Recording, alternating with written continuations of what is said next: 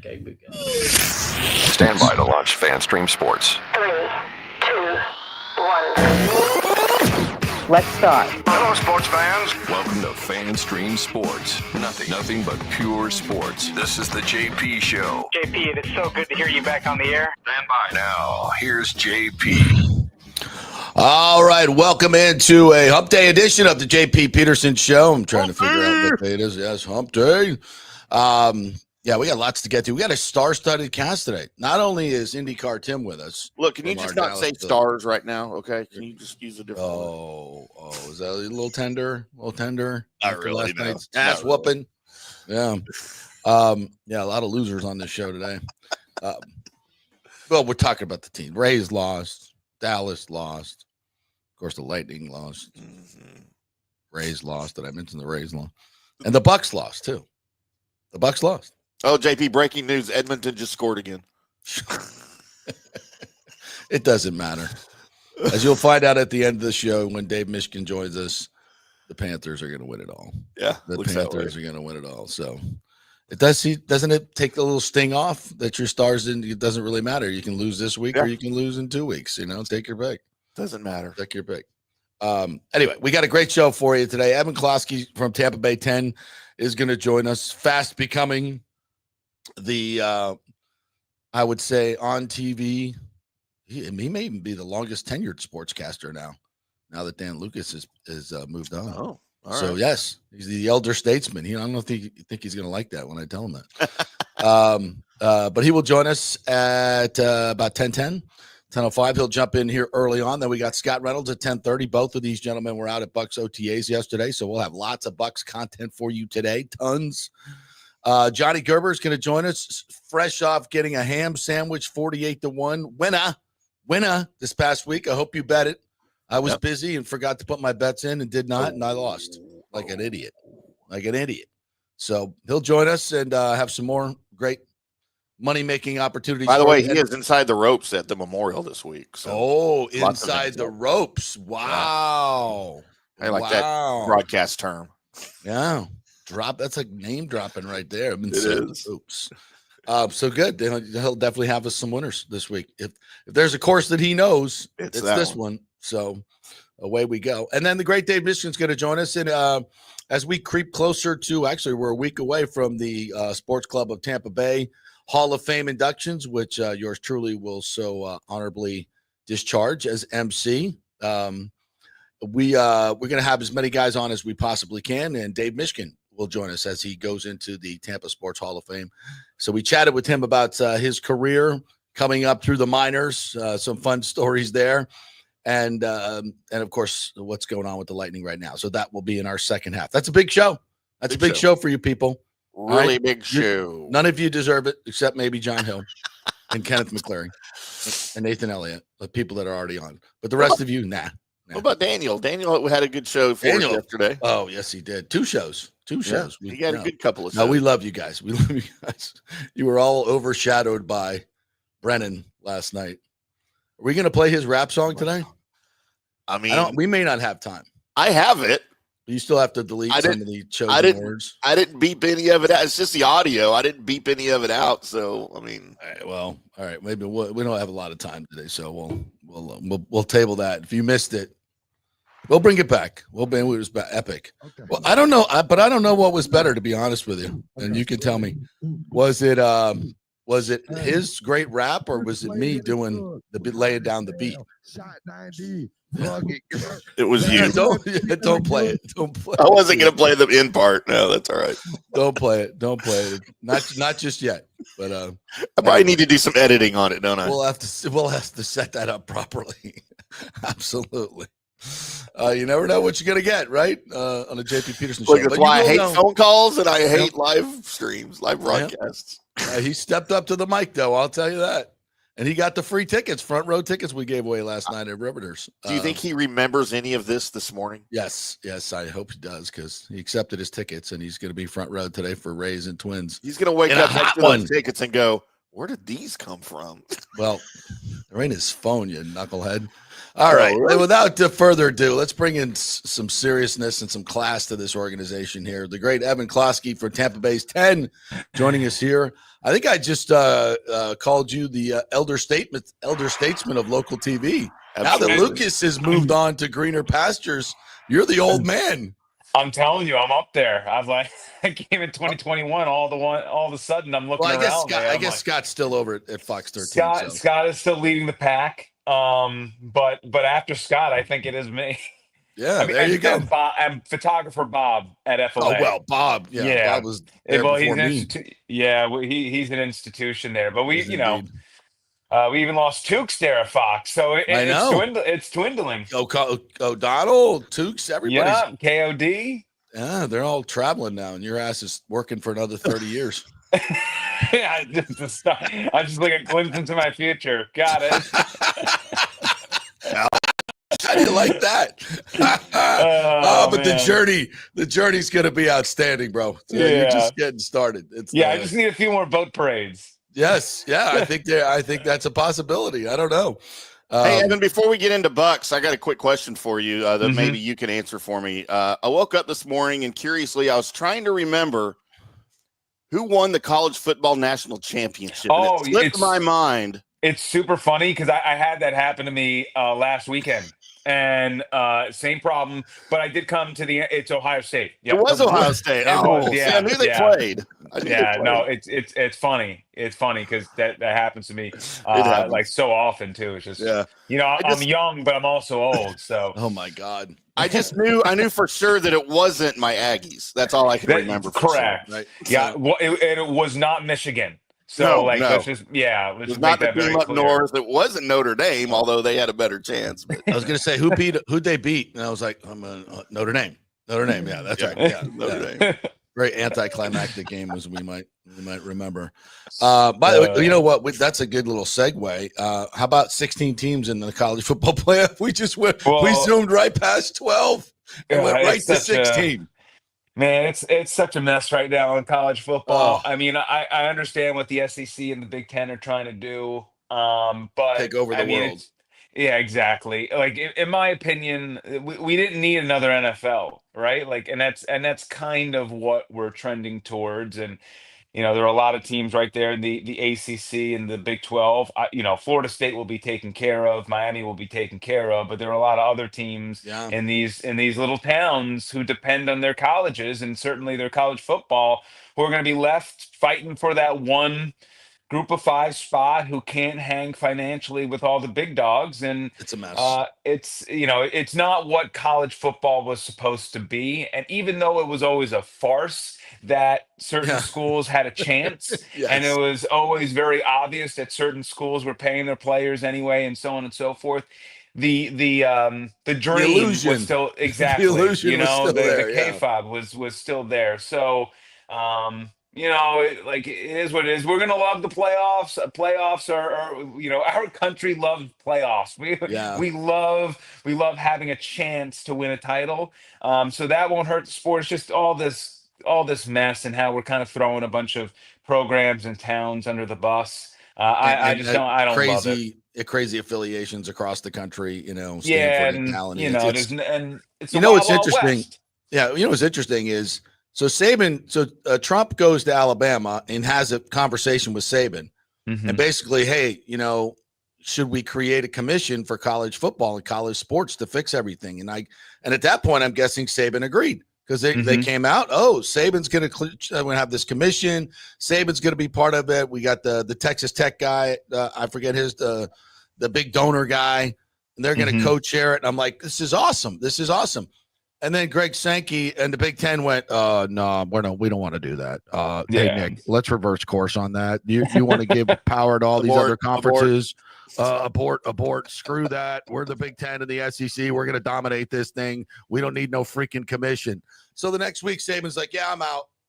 Yeah. Like, what the hell happened there? I don't know. They definitely need some guidance. I think Nick Saban would have been a tremendous voice in the room.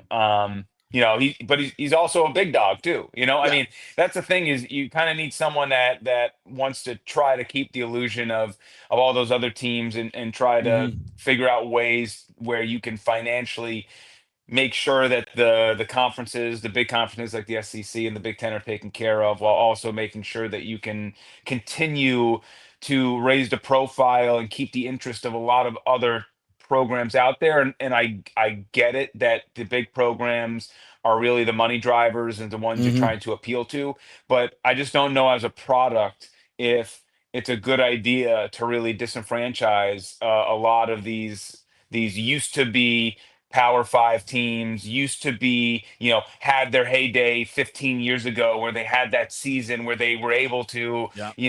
be a top 10 team.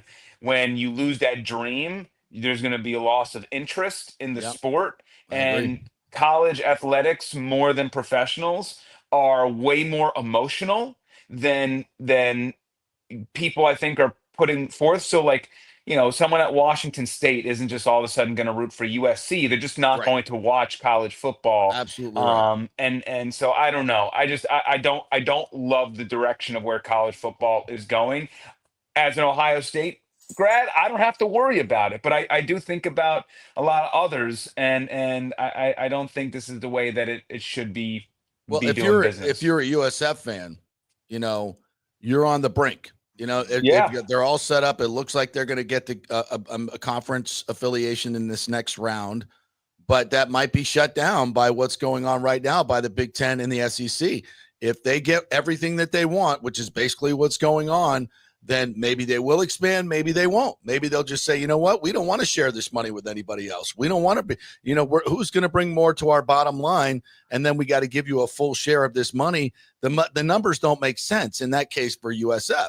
It just, but a long term, yes, but it's a scary position right now where I think if there was a commission and they tried to level the playing field throughout all of college football, not just the SEC and Big Ten, that would be advantageous. I think, to your point, it would keep these smaller schools involved, which is what you need for the popularity of the sport. If you want it just to become another NFL where there's 30 teams and 30 markets that only matter, 32, then, okay, but that's not good. That's not good for cuts. That's not good for the health of the game. And there's nothing like the NFL, and I don't think you want to compete on that level. No, you don't. I always think about this overseas, right? The Premier League, everyone tried to make the Super League out of European soccer, Mm-hmm. and everyone just revolted and told them, Right. hell That's a no. great point. That's a great point. And they said we do not want that, and kind of here we just accept it. We're like, oh, like big business and all this stuff, and like it's just a way of life. And there was like that whole tangent from Josh Pat, whatever, however you pronounce his name, and he was just like, what were you expecting? Like that's just our attitude. It's like exactly. It doesn't have to be that way. Yeah. Like I totally agree.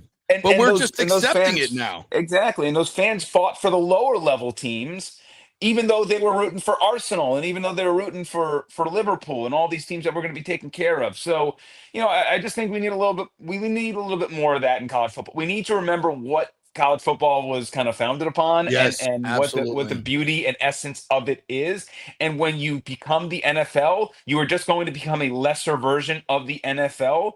And these kids are 18 to 22-year-old kids. They shouldn't be operating the way that they're operating. Yep. And I think the adults in the room have completely, we always blame the kids and we always say, this is all on the adults. The adults in the room have completely screwed this up and have mismanaged it, and greed is at the forefront of it. Yeah, unfortunately. Evan Closkey joining us here. All right, you were out at OTAs yesterday. Mm-hmm. I saw you on our CBS Sports Highlights HQ going national, baby. Hassan Reddick. I'm not going to make a big deal out of it right now, but in a world where the Buccaneers are the best chemistry team in all of football, there is a rift. And this is it. You signed the guy. He held out last year. I get it. It's voluntary. This is a bad look. This is a bad look. The Bucs went out and said, okay, come prove it. We'll give you a ground. It's a great spot for you. You can make a lot of money. Hey, we'll even pay you if you have a great season, right? And then to not show up for OTAs, I don't know. I don't want to make a huge deal out of it, but it ain't good. It ain't a good thing. Yeah, I am curious, and thinking back, probably worth a follow up when myself was being in the room, so I hold myself accountable here. Probably should have, he said he expects him to be here one of the days of OTAs. My bigger question is, has Hassan Reddick been here, right? Like, Yeah. we know Right. Mike Evans has been here, Levante David has been here, Wirfs, Gedeke, they've been here. They weren't on the practice field, but they've been here. So that's where I really care more about it. If he's popping in, working out with the team, coming in for a Right. week, Agree. and he's not out there on the field, whatever, right? Like it's, I think if he was doing that, Bowles would have told us when he was yeah, asked about it. I would have at least seen, I've looked through the key out there, by the way, everybody, is you go to Buccaneers website, you look at their photos, they post a bunch of photos after Yeah. those practices that are all closed, and you for the try to numbers. see who is out there. Because there are sometimes it's like, oh, he showed up that day, like, oh, that's nice. So you can start kind of like getting this memory bank of like, oh, even though I know I'm not going to see Mike until the mandatory minicamp stuff, I know, and they posted these pictures, but sometimes Yeah. they don't. But it's like sometimes, it's like, oh, I know that Mike has been there. So it's Yeah. like in my head, I know it's like I'm not gonna say that this We person haven't hasn't seen been him, around. but we Exactly. haven't seen him. I haven't seen stuff with Hassan Reddick. So yes, I definitely do agree that especially coming off of last year, how everything went with the Jets, waiting until as long as he did to come, that there is a little bit of it's a little uncomfy of a feeling, especially for Mhm. someone who's quote unquote pissed off, like Jason Right. White Right. told us. Having said that, Josh Grizard didn't even do a call it period yesterday. We are talking foundational level stuff Yeah. on this day one. Yeah. So I also don't want to take it to a level where I'm overly concerned either. So right now I'm on high alert. That's kind of where I'm putting it. Yeah. I don't love it. I'm not here to make a big deal out of it It's yet. not a I thing th- yet. I think that maybe I'm hoping maybe next week when maybe they start to get into some call it periods that he'll be there and that will lead into mandatory stuff, and then he can go for the rest of the offseason and enjoy his time, be ready for training camp. So I think for him personally, it would really help if he would just show up next week. Hey, get some cameras on me. I'm Yeah. here. I'm doing the stuff. And not, because right now it's surface level stuff. Nobody nationally, there was like a story or two out there. It's in the public sphere. But if he doesn't come again, it's going to be up. He still hasn't showed up, and Yeah. it's going to. And then now we're trending towards distractionary territory. So Right. that's kind of where I am. I'm lifted out of my chair, Yeah. but I'm not moving yet. And Look, a lot of people. we Go weren't involved in the we weren't in the room when the contract was agreed on and signed and all of that with Reddick. But I can imagine the one thing that was stressed to him was whatever you do coming off of last year, the fiasco with the Jets, just don't be a distraction. Just please play nice and let's just all get along, and you can get your sacks and we'll pay you a bunch of money and we'll go from there. Again, we're kind of speculating here because it's very, very early and we don't know why he's not there, but it just seems like it's a bad look to begin with. Yeah, and in the end, it is voluntary, and he's a veteran who's been there and done that. So, with a lot of those players, typically, if you've signed a second contract, you really don't have to be out there. Like, what I've noticed in my time here is the people who are out there for the voluntary OTA stuff are those on their first contract. It's nice when we see Antoine Winfield Jr. It's nice when we see Jamel Dean, somebody who's fighting for his job this year Yeah. in a contract year himself. But for the most part, those second contract players who aren't dealing with an injury as far as those first contract players, those are the ones that aren't out there. So, he's in that ilk. So But- that's just sort of how Right. I usually view it. But I would argue against that he's with a brand new team and he needs to get as much familiarity and reps with those players and coaches and everything. I know they don't do a lot here in OTAs, but still, as a new addition, I would think you would want to be there at any given opportunity just to for the look for your teammates, to get to know everybody and the coaches. Yeah, I totally agree with that. Yeah, I think that would be best, and it would certainly quell some of this discussion. Yeah, and I'm a Reddick fan. I think he's going to work out just fine. I just hate that we're having to talk about it. It feels like, oh, I didn't get a long-term deal, so I'm not showing up. That's what it feels like, but whatever. We'll give him an opportunity to answer the questions when he comes in, and hopefully he'll be in soon. In December when he's leading the league in sacks, then this may not be an issue. Yeah, exactly. Right. Oh, you missed that day in May. People look like Yeah, idiots. exactly. In But the hey, end, come up, get it's off sacks. We're season. all We got to have happy. something to talk about. So it's what you're the one who show up. So we wouldn't even be talking about it. So what else did you glean out there yesterday? I'll give you an open floor. Yeah, ultimately, it just the number one thing the number one takeaway that I have from watching them, from listening, is that they're really able to finally, first off, as an offense, build upon a foundation which they haven't had in quite a while. And Graham Barton kind of put it best. He said the foundational stuff, that's all the same. But we can now get into sort of the nuances that Grizzard wants to do, and some of these tweaks and some of the things that a lot of other teams in the NFL aren't doing right now, where they have to completely start at the ground floor. Right. We're at least advanced to the point of where, Phase like, two. we all get it. Like, we Yeah. all know this, so now let's talk about how we're going to run this route or how we're going to do that. And you can really get into some more fundamentals, some stuff that Yeah. Liam was certainly not able to do at this time last year. Also, the defense, the cornerbacks and the safeties are now going to be meeting in the same room, which hopefully is going to help with communication, which is hopefully going to help with generating more interceptions. Great Servassier idea. Dennis picked off Baker Mayfield yesterday, which was really good to see, because Dennis, I think, if you're talking about the top three players who are going to help determine the success of this Buccaneers team, I think around like three might be Dennis, because that linebacker position is so thin Yeah. and there are still question marks. I love what Dennis can do. He's got amazing ball skills, something they need on the defensive side of the football. Especially in the middle of the field. But in the middle, and especially in his coverage abilities in the middle of the field, where they got tiki torch last year. But otherwise, I think that if he can stay healthy, him and Levante are a really good pairing. So I just need to know that he can stay healthy and he can withstand the grind of a 17 game season where he's the guy. But early returns on him and what he's able to do. I mean, going back to even his rookie camp days, he was the one picking off passes. He's always Yeah. done that stuff. He's just got to be on the field. We saw it in the Lions game. But Great I am not. instincts. Yeah, exactly. And Great I instincts. certainly I'm a big fan of his, but I also don't want to jump on the train that the linebacker position is taken care of because he's in tow next year. Because at this time last year, I thought KJ Britt, coming off the season he had, was going to be awesome, and Yeah. that totally backfired. Yeah. So I think that early returns have been great on him. Early returns have been great on Abuka, who I saw make a handful of catches out there. So there is some good stuff, And David Walker. I and saw some yeah, tape of David Walker yesterday, and I saw him when I was out there but not up close. We couldn't really see on that first rookie minicamp.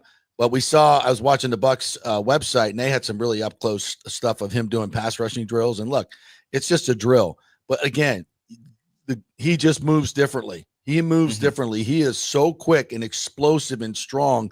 When you watch him do those bag drills, you can just see it. Like, I used to watch Warren Sapp do that, and he'd go through those bag drills, and you go, "Holy shiz!" Like he was 2 steps quicker than everybody else, and his explosion and those poor bags, like you just felt the power. It was like, dude, what was that? yeah. And Walker, not to that level, but he shows you that, and you're like, wow, that's explosive. He's explosive. Yeah, I really hope that he becomes a nice rotational piece in his rookie season, as someone you Yeah, can just say, "Hey, on a third down or something, get after the quarterback. yeah, Don't worry about the run. Don't worry about all this stuff that kind of floods your mind. Just go." So it's always tough, as you mentioned, right, in underwear football, to really yeah. understand how those outside linebackers, those edge guys, are going to look. So, I'm optimistic with him, especially when you look at his tape and how dominant he was. I know he played at the FCS level, but he was like always the Whew. best player on the field, which is Always. something that you need from FCS players. Like, just make sure that you're the best player on the field at all times, and he was that. So certainly, where I say that I'm still a little bit skeptical of the linebacker room, the inside linebacker room. I also am probably more bullish than the public on what the outside linebackers are going Yeah, to be in the edges, and that's something I certainly have come on here. I've come on everywhere and said it the past handful of years. Like, they are not good enough on the yeah, edge getting after quarterbacks. And Bowles has to create some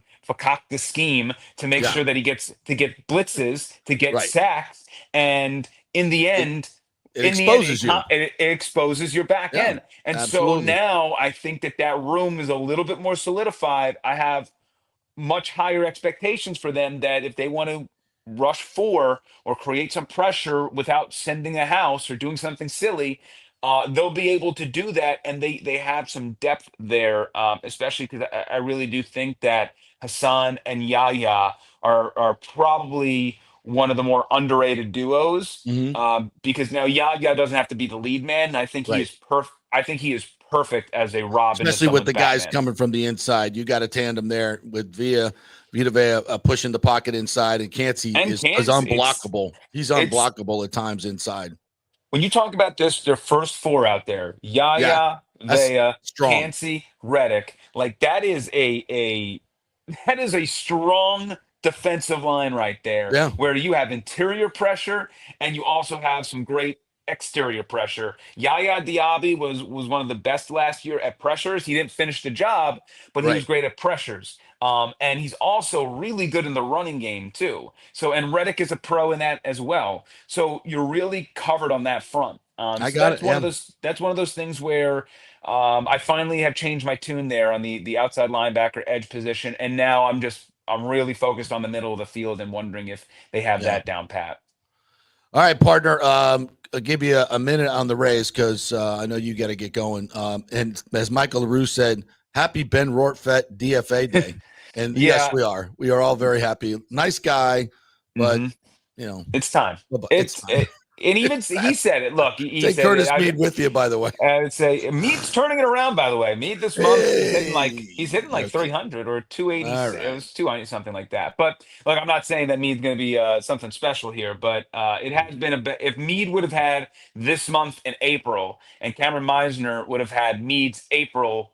In We would May. be Yeah, we'd be right. yeah, exactly, we'd be thinking totally different about Yeah. those guys. But yeah, I mean, look, Rortvedt even said, "Look, I'd be delusional if I didn't know that this was coming. You're hitting south of 100. At some point, it's time to make a change." Matt Dice, he is not going to wow you with average, but his OBP is around like 380 for a Yeah, I know. I 212 saw. I was hitter. like, wow. He gets a lot of Yes, walks, and that's yeah, great. that's That's great. fine. That's That all I need. yeah. And a backup catcher, you're looking for He's- just a little bit of pop, he should yeah. flash. Like I think 9 to 10 home Yeah, 9 to runs 10 and home runs and, getting and 200 at bats. Yeah. yeah, and just get on base, like keep the line moving. So, just Rortvedt had an amazing start to his Rays career.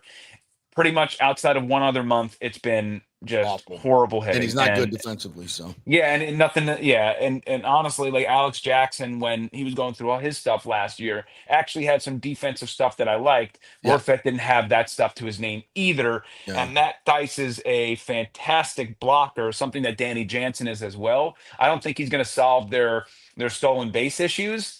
Yeah. That still remain. They still don't really have a catcher for the future who can help them defensively in that regard, which I think is vitally important in the world we live in, considering Yeah. this is an organization that knew stolen bases were going to be such a big deal. They stockpiled their farm system with stolen bases, and I don't think that they sufficiently got a defensive The other catcher. side of it. Yeah. Yeah, Yeah. they made a high draft selection last year, and maybe that will pan out, but it's going to take 5 years to figure that out. Exactly. So, Yeah. that's still something that I think looking into next year. Danny Jansen's been solid, but defensively also he's great at blocking, not great at throwing, keeping runners honest. So they're still figuring that out. They've been better recently, but Yeah. yeah, it just I don't know if backup catcher really changes my overall thoughts on No. this team No. anyway. Yeah. It's I believe that sometimes I always say with the Rays, they're part of their charm is their patience. It's where they help certain players do breakthrough and they come through, so on and so forth. But it also is their detriment. I think sometimes they're too patient. I Yeah. think sometimes it's looked at as a lack of accountability because you really need to push some of your guys to be better. And if you don't threaten them going down to AAA, if you don't bring in Agreed. somebody that's going to push them, then it just becomes a complacent sort of world where you're saying, "Hey, we believe in you," until we don't. And really, you would like to get them into a position where they're backed into a corner sometimes, to Yeah. where they can maybe feel that pressure, pop out of it, versus feeling like they're the guy until like the next day they're just not. Right. I totally agree. All right, Evan, great stuff. You can find him at Evan Closkey on the Twitter machine, the X machine, and, of course, always on Tampa Bay's 10. Thanks, buddy. You do a great job. I appreciate you as always. Thank you so much, guys. Yep. See you. Right. And CBS Network as well, Sports Network. By the way, we didn't get into this, but I wrote a piece yesterday over at Bucs Country on Athlon Sports about the return of Servassier Dennis. Oh, it's huge. What that could mean for the Bucs pass rush. And I didn't realize in a little bit of my research how far the defense fell after he went out. I think when he was in there for the first 3 or 4 weeks, they had a very, not great, but a middle ranked defense, like around 13 or 14. 3 weeks after he left, they had fallen all the way to 31st. Yeah. Just go back, look at that Lions game where they kept them out of the end zone. Yeah. 6 or 7 red zone trips. All right, let's take a quick break. When we come back, the great Scott Reynolds was at OTAs yesterday as well, so he will join us from Pewter Report, so we'll get more Bucs coverage. We're brought to you by the great folks at the G's Law Group. They are local, they are trusted, and they get results. And our first hour is presented by On-Site Construction and Restoration. Go to their website, onsiteconstructionfl.com, see all the great work that they do, get all their 5-star reviews, and maybe get an idea or two of what they can do for you. They'll give you a free creative meeting there that they'll show you what they can do at your home. OnSiteConstructionFL.com. Tell them JP sent you. Back in 3 with Scott Reynolds. Although it may seem tempting to go without health care insurance, the financial risk far outweighs the gain you may experience. For example, did you know if you simply broke your leg, it could cost you nearly $7,500? Put on top of that a hospital stay, you could be looking at $10,000 to $15,000. Ensuring that you don't go uncovered is so important, as according to CNBC, high medical bills are the highest contributing factor to why Americans end up taking money out of their retirement savings, or worse, find themselves filing bankruptcy. So go to don'tgouncovered.com or call 800-669-1505. Now, depending on your income, you can get plans for 0 premium. Our experts will guide you through the process effortlessly. They will shop many plans and find the one that's right for you. I called and I have full health coverage through Florida Blue for 0 monthly premium. It's a free call. So why go uncovered? It's a huge risk. Go to don'tgouncovered.com or call 800-669-1505. That's 800-669-1505. Spring means a time of renewal and Rays baseball, and the folks at Italiano Insurance want to welcome the Rays to Tampa and remind you it's time to renew those insurance policies with the now famous Italiano Insurance Checkup. Let the experienced and friendly agents shop your policy for the best price and coverage. Famous for saving me over $1,000 on our auto insurance last year and over $500 on our homeowners. Now that's a grand slam. Might as well get a double play by adding flood insurance and business insurance to your portfolio. Costs less than you think, and trust me, you do not want to risk your home or personal wealth. That's a big whiff. So step up to the plate and call 813-877-7799 and chat with the all-star agents at Italiano Insurance.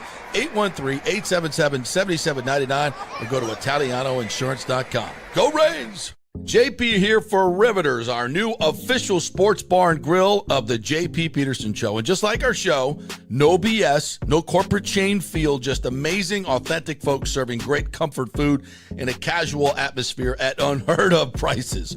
Riveters is located just south of Raymond James and Steinbrenner Field on Dale Mabry, walking distance to the park, so free parking, great place for pregame and postgame.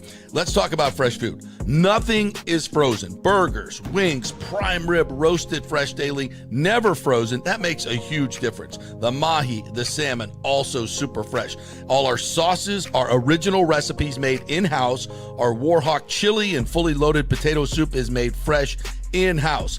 It's the best food anywhere, served by people who actually care. Riveters on Dale Mabry, just north of 275, just south of where the Bucs and Rays play. We'll see you there. Are you looking to renovate your home, rebuild after the hurricanes, or build your dream home from scratch?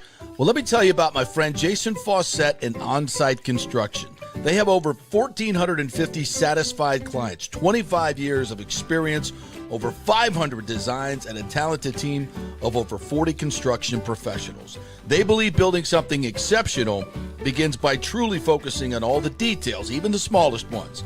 We understand that construction can be a daunting process, and we're here to make it as smooth and stress-free as possible. Quality is non-negotiable at On-Site Construction. We use the finest materials, employ the most skilled tradespeople, and adhere to the highest industry standards to deliver a product we're proud of and that you're going to love.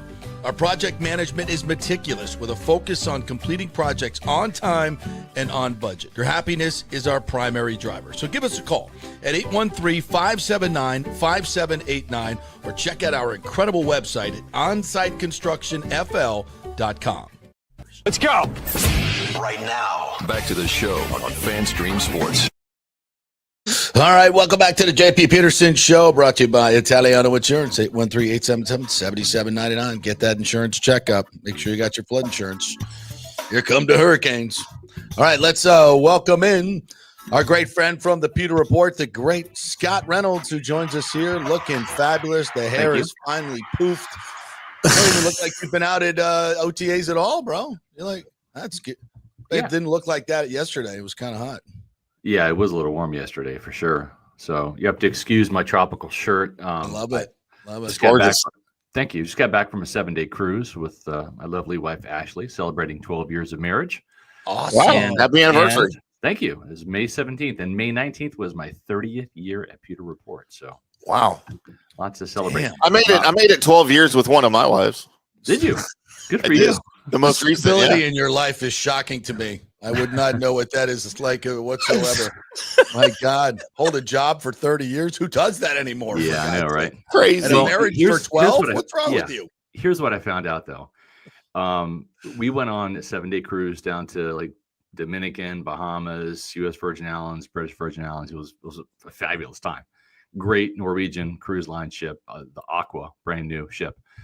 And I've kind of been a self-described workaholic. I mean, you kind of have to be to run your own business and do this. I would agree with that. Years. Yes. But what I found out on that cruise was I don't want to work anymore. I want to cruise. So, I had this on today just to keep that vibe of the 7-day cruise. Is this your Vince DeMoli Hawaiian shirt moment? Is this what this is right now? I don't know who Vince DeMoli is, but he famously did the old owner of the Rays. I know you know that. He Rays, famously did this Hawaiian shirt press conference where he said he was stepping back from the team. Oh, okay. And then within 2 weeks, he was back in there. And he's like, everybody was like, oh, crap, DeMoli's back.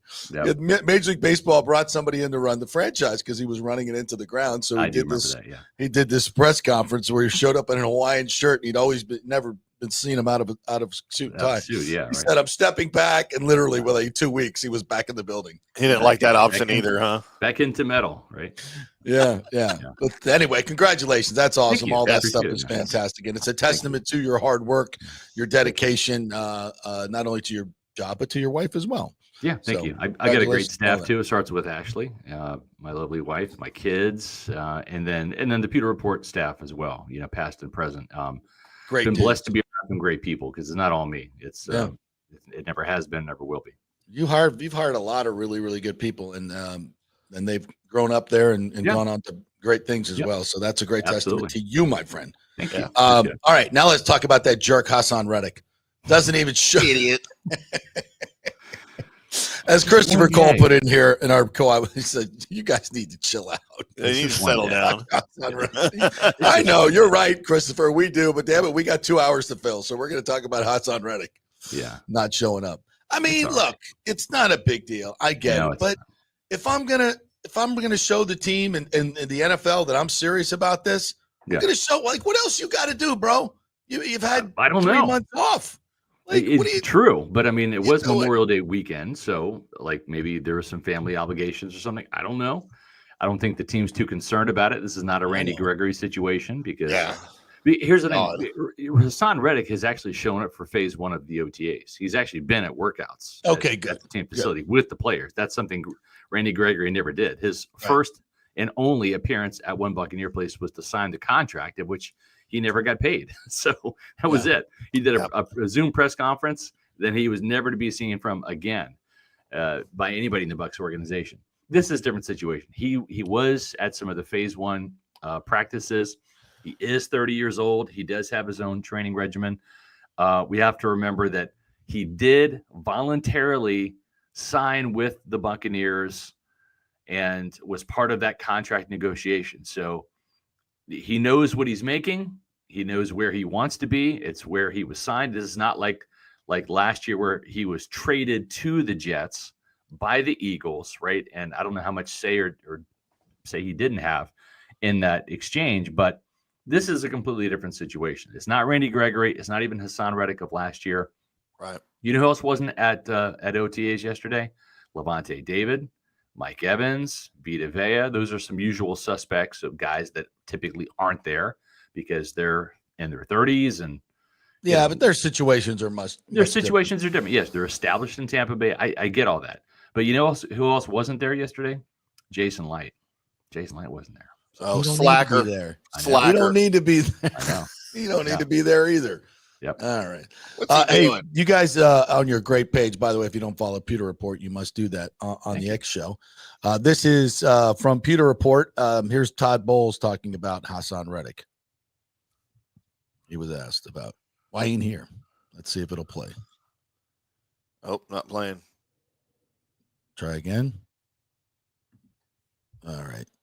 You are just killing me. We'll just go right to the man who recorded it and posted it then. What did Bowles have to say? Great when it works, right? Hate you, StreamYard. Yeah. Listen, what he said was not much, but I think the exact quote from that was, let me pull it up here. He said, I'm sure we'll see him at some point. That was pretty much what Bowles' level of concern was about Hassan Reddick, So I did not know he'd already been there in phase one. We did not know that, so that's good to know, and that he's been here. So it's not a big deal, but again, we need to talk about it just because of who he is and his track record. I mean, it is what it is. Listen, I talked to some people within the organization yesterday, not Jason Light because he wasn't there, but others. Slacker. I know. Come on, Jason, what are you doing?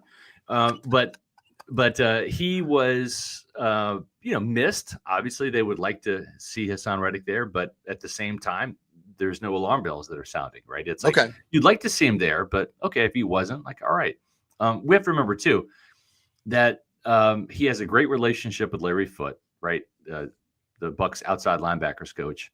He knows how to rush the passer. I think we can pretty much all agree universally on that, right? This is not a guy that is trying to figure out how to become a double-digit sacker. He's been there and done that. Now, can he do it again? That's the big question, right? At age 30, he'll be 31 later this year. But having said that, it's not like he's never dropped into coverage before. It's not like he hasn't rushed the passer before. It isn't like he doesn't know how to, fill his gap and play the run. He knows those things. Does he need to know the intricacies of Todd Bowles' scheme? Absolutely. At the same time, mandatory minicamp is coming up. It's on the horizon. It's about 10 days away, right? Or 9 days away, I guess, at this point or so. Then there's mandatory training camp. So we're going to be seeing a lot of Hassan Reddick. I don't think that this is cause for alarm just yet. Now, if he misses mandatory minicamp, then you got to wonder what's going on. But I don't think that's the case. Again, he's been at some of the phase one conditioning drills with the team, so he's shown his face there. He has already made his presence known there. And listen, you know what? If I'm Chris Braswell, I don't want him there. No, I want more reps. If I'm David Walker, I don't want him there. I want more reps. So Marquise Watts, Jose Ramirez, et cetera, et cetera. So, we'll see Hassan when we see him. When we see him. For a situation like this, I've seen in the past where teams, sign a player that's a little maybe sketchy the previous few years, or they're just not absolutely sure about. And when they truly want that player at the voluntary workouts, they'll put a clause in their contract or a financial incentive in their contract. If they're there, they get paid so much more money or whatever, another $500,000 or whatever. The Bucs didn't do that with Reddick. So I don't think they had a concern coming into this thing that this was going to be an issue, and it's probably not. Yeah. And again, it could be something as easy as he had a family obligation. He had an appointment he had to be at. It's one of those things. Like if you have a closing on a house, for example, I'm not saying he bought a house, but I'm just saying, they tell you when the closing is. It's not like, well, let me work it into my schedule. It's like, no, we're closing on this date, right? And this time, and that's it. Yeah. I don't know why he wasn't there, but again, we'll move on. We'll see. We'll see how he when he shows up. What else did you learn from yesterday? Who caught your eye? I mean, Servassier had another pick. Yeah, Servassier had another pick. If he can only play 17 games this year, I think his defense will be immeasurably better. I totally agree. Anthony Walker, because Levante wasn't there, those two guys working really closely. You can kind of feel the chemistry from those two out there at linebacker. And Anthony Walker got some props from Bowles. Asked him about him after the practice, and he's like, he already knows the defense. He's just a pro's pro. He's a veteran. So I think he's going to be a really good addition to this unit. Jamel Dean dropped an interception. Is that news or is that old? I think it's old, really, right? Because that's not news. It's old news, right? And Zion McCollum, I thought, had a pretty good day as well. He came through on a blitz, knocked a pass down at the line of scrimmage, and then had a kind of a diving pass breakup. Should have had a pick maybe, but we had a chance to talk to Zion after the practice. And, I get this feeling, and I've not heard this from Bowles, but I get this feeling that his defense was too static and too predictable last year. And I think he knows that, right? It's like Zion McCollum, left corner, Jamel Dean, right corner, Tyke Smith. And you kind of go back to maybe like that Eagles wild card game, right? Where Jamel Dean and Carlton Davis were healthy for the first time, like that whole season together. Yeah, that's right. They put Zion at like nickel and safety for that game, and it was like a new wrinkle. And I think we're going to see some new wrinkles. We had Zion McCollum on the podcast a couple weeks ago, and great interview. If you've not had a chance to see it, Zion breaks news. That was great. He talked a lot about the new defense. Exactly. So you're going to see a lot more playing closer to the line of scrimmage and not giving that quarterback that easy, quick slant for 10 yards on 3rd and 7, right? Right. And what that does, first and 10 too. You saw you saw Bo Nix come in here and they played off and they just said, okay, you're going to give us 10 yards for a rookie quarterback. He can get rid of the ball. We're going to take it all day long. Right. And they did. So is it going to be press man at the line, or is it going to be a bail technique, right? Where they drop into zone? Is it going to be quarters? Is it going to be, a cover 3? I don't care what it is. Just don't be 12 yards off the ball every freaking time. Exactly. And I wouldn't be surprised to see Bowles kind of mix and match a little bit. Like Zion's been very transparent. It's like he said, like, hey, the short, quick guys give me problems as a taller corner, right? Right. And so now maybe in those types of matchups where he might have, let's say, I mean, Darnell Mooney's not on the schedule, I think, but like a quicker, shorter receiver. A Tank Dell. Yeah, exactly. That's the type of player that would give Zion fits a little bit because of that quickness. Well, maybe in this particular game, game X, you put Zion in the slot and you make Jacob Parrish the outside corner.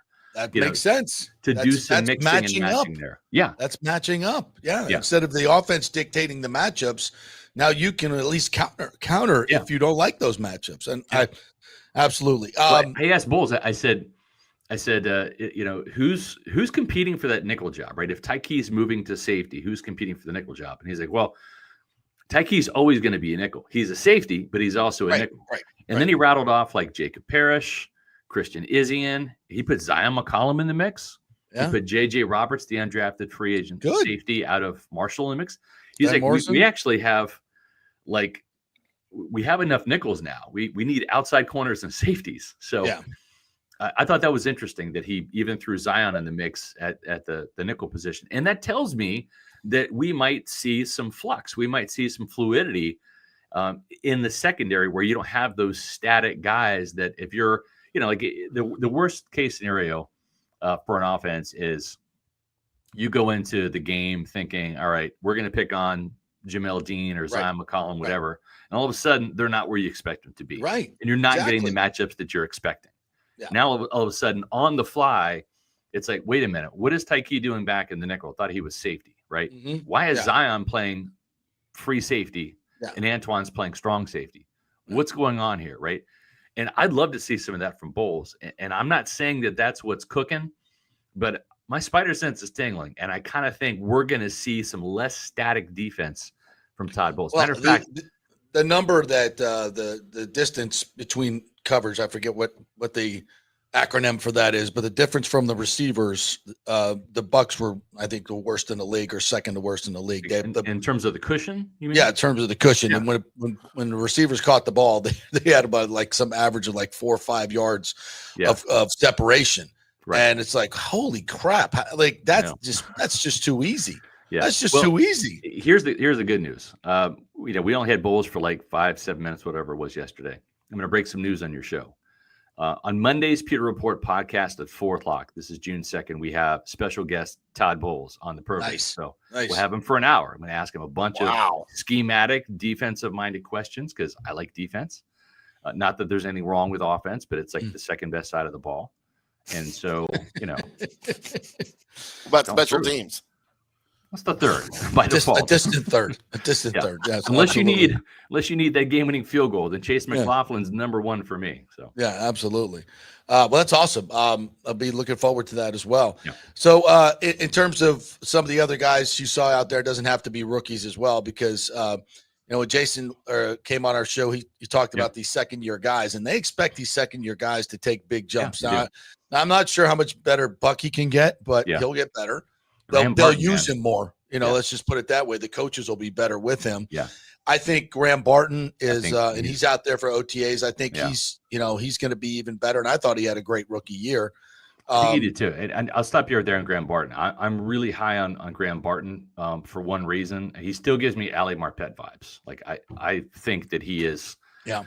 And another thing, it's Cody Mauch. I think Cody Mauch's great. I think Cody Mauch has Pro Bowl potential. I mean, Jason Light is just stockpiled this offensive line with talent. It is his number one position where he can just draft. I mean, it can be a thing where he just closes his eyes and throws darts and hits bullseyes with offensive linemen. And with Graham Barton, he just absolutely, I think, is going to become a Pro Bowl center. I agree. I think when you look in the NFC, Frank Ragnow, okay, we'll give him his props, the Detroit center. Mm-hmm. He's the Pro Bowler, right? Now that Jason Kelsey's gone, there's another guy, another spot that's open. I think you're going to see Graham Barton and Cooper Beebe in Dallas battle for that other spot in the NFC. And I'm sure I'm probably leaving somebody out at the center position, but I just think that highly of Graham Barton. And I love what I heard yesterday from his press conference when he was talking about needing to step up and be a leader, right? A lot of times, and I remember having conversations with Tristan, and I would kind of talk to him. And the funny thing is, with my age now, we're not peers. It's almost like a father-son conversation, just with my age, with some of these younger players. Like Coach Scott comes out of me a little bit, and I just remember telling Tristan, and this is back, when they had Ryan Jensen and Allie and all this. I'm like, here's the thing. Well, actually, this was right after Allie left and Jensen got hurt. I'm like, it's your offensive line now, whether you like it or not. Like, you're the best guy. And everyone's going to be looking to you. And if you don't talk, if you don't lead, there's not going to be leadership on this line, right? That's right. And like, it kind of took him a minute, and it wasn't just me saying that. Trust me, there's plenty of people in the building saying that have more sway over him than me. But it's like that's the truth. That's the reality. It's like you can be the reluctant leader all you want, but you are the leader by default because you're that great. Well, when you're a center, I don't care if you're the third or the fourth or the fifth best offensive lineman talent-wise out of the unit. And I'd say right now, he's probably vying for number 3 with Cody Mauch, right? I'm going to give Luke Gedeke his props at number 2, and Tristan, of course, is number 1. But you are, by default, the leader of the offensive line because you are the pivot position. You make the calls. You make the calls. And that's one thing I was appreciated about Ali Marpet. He had the C on his chest, but Ryan Jensen was that vocal leader, right? And now Tristan's got the C on his chest, but it's time for Graham Barton to be that vocal leader too. And because you can have multiple leaders within a room because everybody has different leadership style. And to hear him come out and say, hey, I need to step up and be the leader this year. Like, for a year 2 guy, that means you're feeling yourself pretty well. You've got some confidence. And not only that, you've got the belief in everybody in that room ready for you to assume that role. And so I just think that's a natural progression for this guy. And I'm very high on Graham Barton here in year 2. Yeah, I think, and of course, Braswell's the name that everybody's talking about. Well, at least Jason Light's talking about, Bowles is talking about. Sure. Okay. I'm not throwing any shade towards Chris Braswell. I think he will make a jump. Yeah. But I think the guy that's going to leapfrog him is David Walker. I do too. He's a mutant. Yeah. Yeah. I watched watching the tape yesterday that the Bucs put out. Have you watched the X-Men? He's the Nightcrawler. He teleports into the backfield. Seriously. Yeah. He moves differently. He does. He moves differently. He's got an explosion. Just watching him do the bag drills yesterday, I was like, wow. It's not even slippery. Like a guy like Simeon Rice was kind of slippery, right? Yeah. It's like cat-like quick and had this agility and slippery. This guy just teleports. He just phases right through the offensive tackle. Now, granted, he has not taken one rep against Tristan Wirfs, one rep against Luke Gedeke, and that's coming. And I'm sure he'll win some, and I'm sure he will be humbled by those two veteran offensive tackles. But iron sharpens iron. It's only going to make him better. This cat is just different. I'm telling you, buy stock in David Walker because I think he's the real deal. You're right when you said he moves differently, and he just kind of like appears. I mean, I was just watching, and he just kind of like just again teleported into the backfield and kind of like would have had a tackle for loss. And the next play, same thing, would have had a sack. And he just did that all rookie minicamp too. He just keeps coming, and he's fun to watch. Yep, Chris Braswell, you were on notice, my friend. All right, so Monday you got Todd Bowles. Monday we have Todd Bowles. Then the next Monday, June 9th, we've got Jason Light at 4 o'clock on the Peter. Wow. Nice. Yeah. All right, the big hitters are coming in. Yep. You guys are always great. Appreciate you helping me pass the time on I-4. You guys are awesome. Yeah.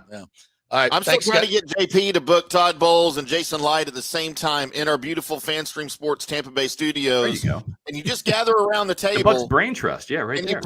You just play some beer pong. We don't even need to talk football. We just play a little bit of beer pong. Jason would play. With Todd, you'd have to coerce him with some milk and cookies. Some milk and cookies, yeah. Chips Ahoy. It'd be fun to try, though. I think he's either 1% or 2%. It's not skim, but it's not whole either. I think with either Todd, it's 1 or 2%. You got to live sometimes. You got to let your hair down. Maybe we'll get him up to whole milk. Yeah. Oh, come on now. Come on now. You can only hope. All right, Scotty. Thanks, buddy. Appreciate you, guys. Thank you. See you next week. This team.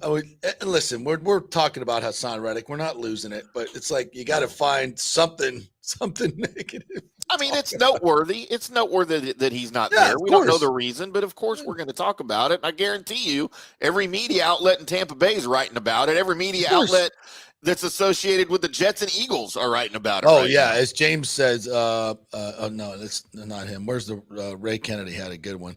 Yeah, I said the Jets site's diva up to old tricks, talking about Hassan Reddick. The Eagles site says this reaffirms the team's decision to trade him. All right. He's an idiot. Just say this will make him rally, but dude, got to show up and move a weight. Well, he's been in there, for a couple of phases, but it can't hurt you to be there. That's my point. But I'm not gonna get upset about it. It's not that big a deal. Not worth it. Not yet. Not Randy Gregory. We'll take a quick break. We'll come back and hear from John Gerber, our red hot PGA pro.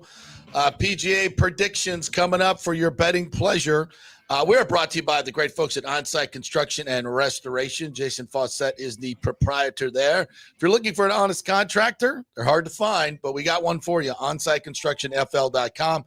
Check out the website and all the 5-star Google reviews. Lots of testimonials there, and you'll see some great pictures of their fantastic work. So it's hard to find an honest contractor and someone's going to be on budget and on time. That's onsiteconstructionfl.com. Back in 3. Stay with us. Hey, JP here for my concierge medical professional, Chris Lugo, PA. You've heard him on the show for a couple of years where he shares invaluable medical, nutritional, and supplement advice. With Chris, it's like having a medical provider as your best friend. What I love about this concierge service is the convenience and support he offers. I can text or call him 24/7 with any questions or concerns, and he'll promptly call in a prescription if needed. No office visits or copays required. It gives me peace of mind knowing I have someone genuinely invested in my health, not just focused on insurance profits. And the best part, the Bay Area Modern Medical Center's personal concierge service is more affordable than you might think. Don't let insurance companies dictate your health care. Take control of your health and wellness today. Visit BAMMC.com for more information and to schedule your initial free consultation. Empower yourself and take charge of your personal health with BAMMC.com. JP here for the Gold and Diamond Source. You know, we told you about the amazing Diamond Savings Account where your diamond never loses its value. Well, now, through the end of May, the Gold and Diamond Source will double your trade-in value up to $2,500. Just bring in your jewelry to trade, and your $2,500 piece turns into $5,000. It's time to upgrade that ring, earrings, whatever. We have gemologists on site to make the deal. Double your trade value up to $2,500. Gets you $5,000 to spend. So go through your jewelry box and get that stuff you never wear and get something new and stylish that you're going to love. Great experience, and we will double your trade-in now till the end of May. We can finance you as well. No interest for 5 years. Only at the Gold and Diamond Source, 3800 Ulmerton Road. Always online at goldanddiamond.com. JP here for the Jeeves Law Group and my man Scott Jeeves, who lives right here and has long been a highly respected member of our community. He's a proud sponsor of the Tampa Riverwalk. Jeeves Law Group is also a proud sponsor of our Grand Central District in St. Pete and has neighborhood events throughout the year. He has an office on Central Avenue in St. Pete and one on South Howard in Tampa. You can't get more local than that. So when you need an attorney, you're going to hire some huge firm that advertises all over the state or the one that supports your favorite sports show. It's the Jeeves Law Group. We're local, we're trusted, and we get results. For personal injury and personal attention, call us for a free case evaluation. That's 8889-JEEVES. That's 8889-JEEVES. Hey, Tampa Bay, it's time to get your AC unit ready for summer. And here at Third Generation Plumbing and Mechanical, we recommend getting ahead of the game, keeping your family cool before the hot summer months with one of our maintenance agreements in the hopes of avoiding the dreaded emergency service call. Our maintenance agreements include, we'll test the electrical components, check and tighten high and low voltage wire connections. We'll check the refrigerant for manufacturer's performance levels, test thermostats, calibrate if needed, clean the evaporator coil and condenser coil, and clear and treat the drain line and drain pans. Just call us at 813-961-8024 for the special rates, and a human will actually answer. 813-961-8024 or go to thirdgenerationplumbing.com. Let's go. Right now, back to the show on FanStream Sports. All right, welcome back to the JP Peterson Show here as we roll on. Dave Mishkin coming up here in just a little bit, your play-by-play man for your Tampa Bay Lightning, who's going into the Sports Club of Tampa Bay Hall of Fame next week, so we'll have that interview for you. Is Johnny ready? Yeah, Johnny's going to be on the phone today because he's on the course. He can't do video out there. Oh, so. Okay. Yeah, all right. We'll bring in John Gerber, PGA Pro. Big winner last week. Gave us a ham sandwich winner. What's up, brother? How are you? Good morning, fellas. What is that? Well, I'm trying to stay warm up here. It's 52, rainy, and about 15-mile-an-hour wind. So it's a perfect memorial tournament. They get this every single year here. It's about 30 degrees. We're cooler than what it's supposed to be, but it's going to be an interesting week. I'm walking through the grounds right now, and the rough is high, and the greens are still firm. They got the sub airs, and the rough, like I said, high, and the fairways are soft. So it's a typical Murfield tournament week. So what you're telling me is that right now, live on the air, you are literally from the rough. You are. I am. I can't see my shoes. How about that? I'm trying to sneak in this little halfway house. Luckily, it's Wednesday, and there's a lot of people that are smarter than me in Columbus, which that's hard to say. That is very difficult to say. That are staying home today. But yeah, it's nasty out here. Let's just say that. Well, first of all, let's go back to last week. Big winner. Let's talk about your picks from last week. We get a 48-1 ham sandwich winner? Yeah. Yeah, nice little hit on Ben Griffin, 48-1. When we almost cashed in on Lucas Glover right there to finish in the top 20, he bogeyed the last hole to drop himself out. So that would have been another added bonus. But I'm not complaining after the last couple of weeks. You know, not cashing tickets. We talked about this. We talk about this every single week, every single year. You just have to follow the system and play every week. If you forget, that's one thing. But listen, I forgot. Yeah, well, I heard you say that earlier, which that's no surprise for me. But that's okay. That's okay. But do it every week because we jumped up our totals profit for the year, $5,460 profit for the year. That's after everything and done. And our matchup record is 32-8-4. We didn't do any matchups this past week. We just concentrated on the tournament, watching these guys. The weather could get a little bit spotty. They were pondering whether to do twosomes or threesomes, which changed the mentality a little bit. So no matchups, but we're looking forward to doing some matchups this week here at Murfield Village.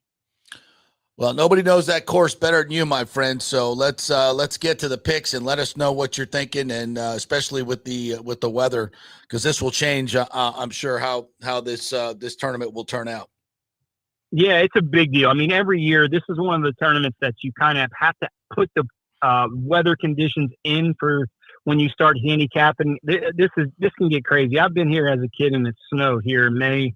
The end of May in Columbus. So listen, Thanks. it really has an effect. It is going to get better the next few days, Thursday, Friday, Saturday. It's going to be mid 70s to upper 70s. So listen, I know we've been kind of dog cussing him a little bit throughout the year, and when is he going to win? But I really like Tommy Fleetwood at 25-1. Reason being, if you look at his closest chance to win was a couple years ago up in Canada, at a Jack Nicklaus type golf course. The weather was very similar to what is going to be this week. It's hilly. This golf course is going to be obviously a little bit longer than when he had a chance to win at the Canadian Open, but I think he fits the mold in terms of what you have to do. And it is kind of really about time for Tommy Fleetwood to win. Europeans has had a lot of success here. Justin Rose winning this tournament before. So the Europeans and the foreign players have had some success. And if there's a time for Tommy Fleetwood to kind of get in gear, as he's playing well, I like him in this spot at 25-1. Siwoo Kim at 33-1. I like him also. If you look at the trend that I'm going for this week, if you look at the guys who play pretty solid at the PGA Championship, this golf course is going to be weather-wise set up that way. It's going to be a long golf course. It's going to be played very soft, and the rough is going to be up. So the guys who played well at the PGA Championship are going to be on our card a lot, and you'll see same way with Siwoo Kim, same way with Andrew Novak, 40-1. If you look at his track record, how he's trending, he's probably been playing better than Ben Griffin has probably the last month, and that was his partner for the team event. So maybe a little extra motivation, and I like the way he's playing on tough golf courses. Kim's going to like this. It's a par 72, 7,500 yards, and 12 under par is going to win. It's a real golf tournament. It's just what it is. Even though the fairways are soft, Jack with the sub-air can get these greens running at 13 or 14, so he will do that. And our ham sandwiches pick, not quite a ham sandwich like we had last week. I still like this 45-1 number in Denny McCarthy. Yeah. If you look at Denny McCarthy, at the PGA Championship, finishing in that top 5, and he's finished second in this tournament before, behind Colin Moore, Coward, in that dual event that they had during COVID. So Denny McCarthy with his extra added length and the best putter in the world, to get him at 45-1 with his success that he had at the PGA, I really like him at this spot. 2 top 10 picks this week: Tony Finau at plus 375 and Harris English at plus 425. Again, 2 guys that hit the ball very high, very long. It fits the mold for a Jack Nicklaus type golf course, especially when it's soft. The fairways are pretty generous here, but you cannot hit it in the rough. And I like the way these guys, they've had success here before, Tony and Harris. So those numbers at plus 375 and plus 425, I think there's great value. You also have to look at it's a signature event, and it's a shortened field. So when you drop down that list, especially in the top 20 picks, you got to see some guys that have some value and guys that maybe are a little bit under the radar. And I like Tom Hoagie at plus 280 to finish in that top 20 spot. One of the best ball strikers on the PGA Tour, not going to make a lot of mistakes. I know hasn't been in very good form, but this might be a get-right week for him, knowing that he doesn't have to shoot 20, 25 under. Around that 10 to 14, 13, 12 is going to win the golf tournament, so I like him in that spot. And Cam Davis at plus 335.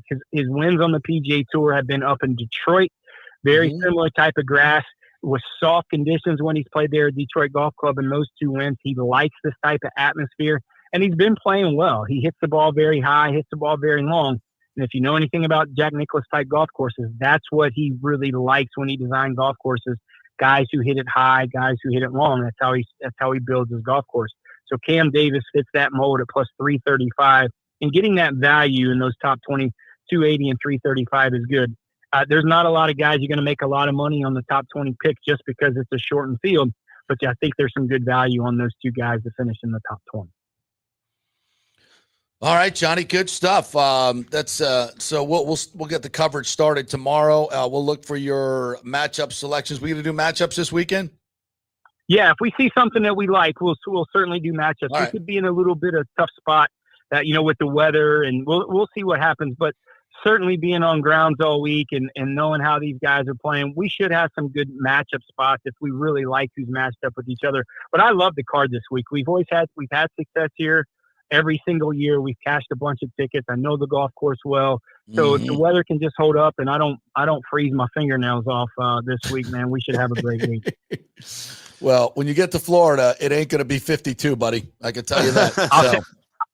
I'll take it. Trust me. I'll take whatever you want, the heat you want to give me down there. Yes, it's getting into that 96, 97 range with 90% humidity. So, yeah. Get ready for that when you get here. And of course, you'll see more of me and Johnny 6:00 Eastern today on From the Rough with a full preview of the 2025 Memorial Tournament with Johnny live on the grounds. Oh, was there some deal with McElroy didn't call Jack about not playing in the Memorial this weekend? Yeah, I'm trying to find out a little bit more information. That was a little weird. Yeah, Jack was a little bit disappointed, certainly with the lineage that they have. Rory plays at Jack's place down in West Palm Beach at the Bears Club. So I think that was, I don't know. I'm trying to figure out a little bit more what actually happened, but he certainly did not call Jack and tell him that he wasn't playing. Now, does he have to? No. Should he have? Yes, 100%. Yeah. Do people call Tiger when they don't play the Genesis? Yes. Do they call Arnie when they don't play the API? Yes. Well, still. Yes, they did. However they call him now, I don't know, but they used to. Yes, for sure. Because they don't call Byron when they don't play the Nelson. Stop it. Because it's not called the Byron Nelson anymore. That's why it's called the Nelson. It is. All right, Johnny. Well, go get warm, my friend. Great picks, and appreciate the big winner last week. Hope everybody bet it. I appreciate you. Yeah, appreciate you guys. Thanks for having me on. See, the great Johnny Gerber right there. Yeah, don't be an idiot like me last week and not play the card, because this is, like he said, he knows this course tremendously well. So he really does. Chance to make some money, cash a big ticket this week. All right, before we get to Dave Mishkin, I want to get to some of the great comments. Thomas Casper wants this to Bucs too. Yeah, I don't think that's happening. You know what though? I haven't put out an invite in a while. You want me to invite him? Because he doesn't know me. He won't know. He'll come on the video and he'll see you. He'll be like, dang it, I got hoodwinked here. And the only Zoom press conference he ever did, he called on me. So there you go. History. Ray Kennedy said Vea dropping in coverage is pretty non-static, but none of the get-her-dones understood that. That's just I think you're trying to trick teams and you're tricking yourself when you do that. Thank you, Scott, for making this Hassan Reddick issue mute. Oh, shut up, James. Talk about something. You try putting a show run sheet together, James. Right, exactly. He said it feels like I didn't get a long-term Teal issue. Yes, true, but he also received $12 million in guarantees, and if he was smart, he would see Bucs track record and see how Bucs take care of their players. Yeah. Absolutely. Have a great freaking season. And I don't think that's what it is. I don't think it's that at all. No, I didn't. When we were talking to Evan, we didn't know if he'd been in phase one. Scott said he'd been there, so that's good. That's good news. I'm less worried. Hassan Reddick, including 2025, has made $61 million the past 4 years. Chump change these days, but you give me $61 million, I'm doing what I want. It's true. Absolutely. And yes, it is a happy Ben Rohrfed DFA day. So they trade for Theus. Or Thace, whatever. How do we pronounce it? I heard it was Theus, is what somebody told me, but Closkey said it was Thace, so that's how he pronounced it. And I know you can't get him here right away, or maybe you can't. But why does Ben Rohrfed start last night? Why does Danny Jansen, coming off a game where he's hit a home run, he's got I think an 8-game hitting streak going. He's batting 300 in the last through the win streak, and so you got a right-handed goer, and you got to put the guy in who's batting 100. Are you freaking 90. kidding me? 90. 90 now, yeah. After last night. And, of course, he came up in a big spot last night and failed. And so bad that they had runners on first and third in a one-run game, and Aranda was on third, I believe. And it's like, remember in the Little League when you had a runner on first and third, 2 outs, and the guy that was up was your worst hitter that was playing just because, he had to get his 2 innings in? Yeah. And what did the everybody's manager rolling do? their eyes. What did manager do? They said, okay, we're going to try the double steal. See if they'll throw down to second. We can score him from third because this guy at the plate ain't going to get it done. I've never seen that in the major leagues. I've never seen it in the major. But I think, and Cash said after the game, yeah, that was on me. But I'm like, man, if you're doing that little league play, it's because you got a guy in the box that has no chance to get a hit. But can you imagine if it worked?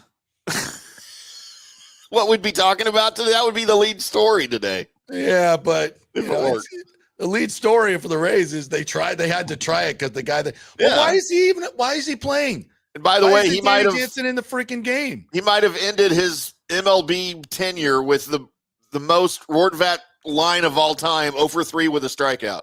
Right. Yeah. He did hit the ball hard one time. But the guy made a good play at first base. But it's just like, as we've said many, many times, if you're a serious organization, you do not put that guy in the lineup. And of course, the Rays did last night. And he comes up in a big spot and fails. It just, they lose. They won 6 in a row. They lost last night, 4-2. Good pitching again. Taj Bradley pitched well, but the offense, even through this win streak, it hasn't been the offense, although they've had a couple of big days. But for the most part, they haven't scored more than 3 runs. And so it's the offense, silly, but we're so good offensively. We're going to put in our 090 hitter instead of our red hot other catcher. JP, I just figured out what it was. What? Why he was in the game last night. Why is that? It was his farewell game. They wanted to give him a chance to say goodbye to the fans. And for the fans to say goodbye to him. I'm surprised they didn't have a big tribute to him up on the Jumbotron. So Gen Z. Speaking of which, did you see this Marlins player who made 3 errors coming off the field? He was crying. Yes. He was crying. There's no crying in baseball. There's no crying in baseball. Like, what did we? And there's like, all his teammates and manager went in to console him. Oh my God! What are we doing? What are we doing? An embarrassment for him. You think Tommy Lasorda would have been like, "Oh, don't cry"? You think Sparky Anderson's running over there going, "Oh, poor fella"? Can you imagine? Can you imagine how Earl Weaver would have reacted to that? Lupinella, yeah. Like, first of all, they wouldn't even look at the dude. They wouldn't even look at him. Dude, he'd have been cut the next day. They just wouldn't even look at him and just like, I'm going to come over here and strangle you. Yeah. So, and they just wouldn't even look at him. Number one, but first of all, you wouldn't cry. You would not cry. Jeez, Pete, come on, dude.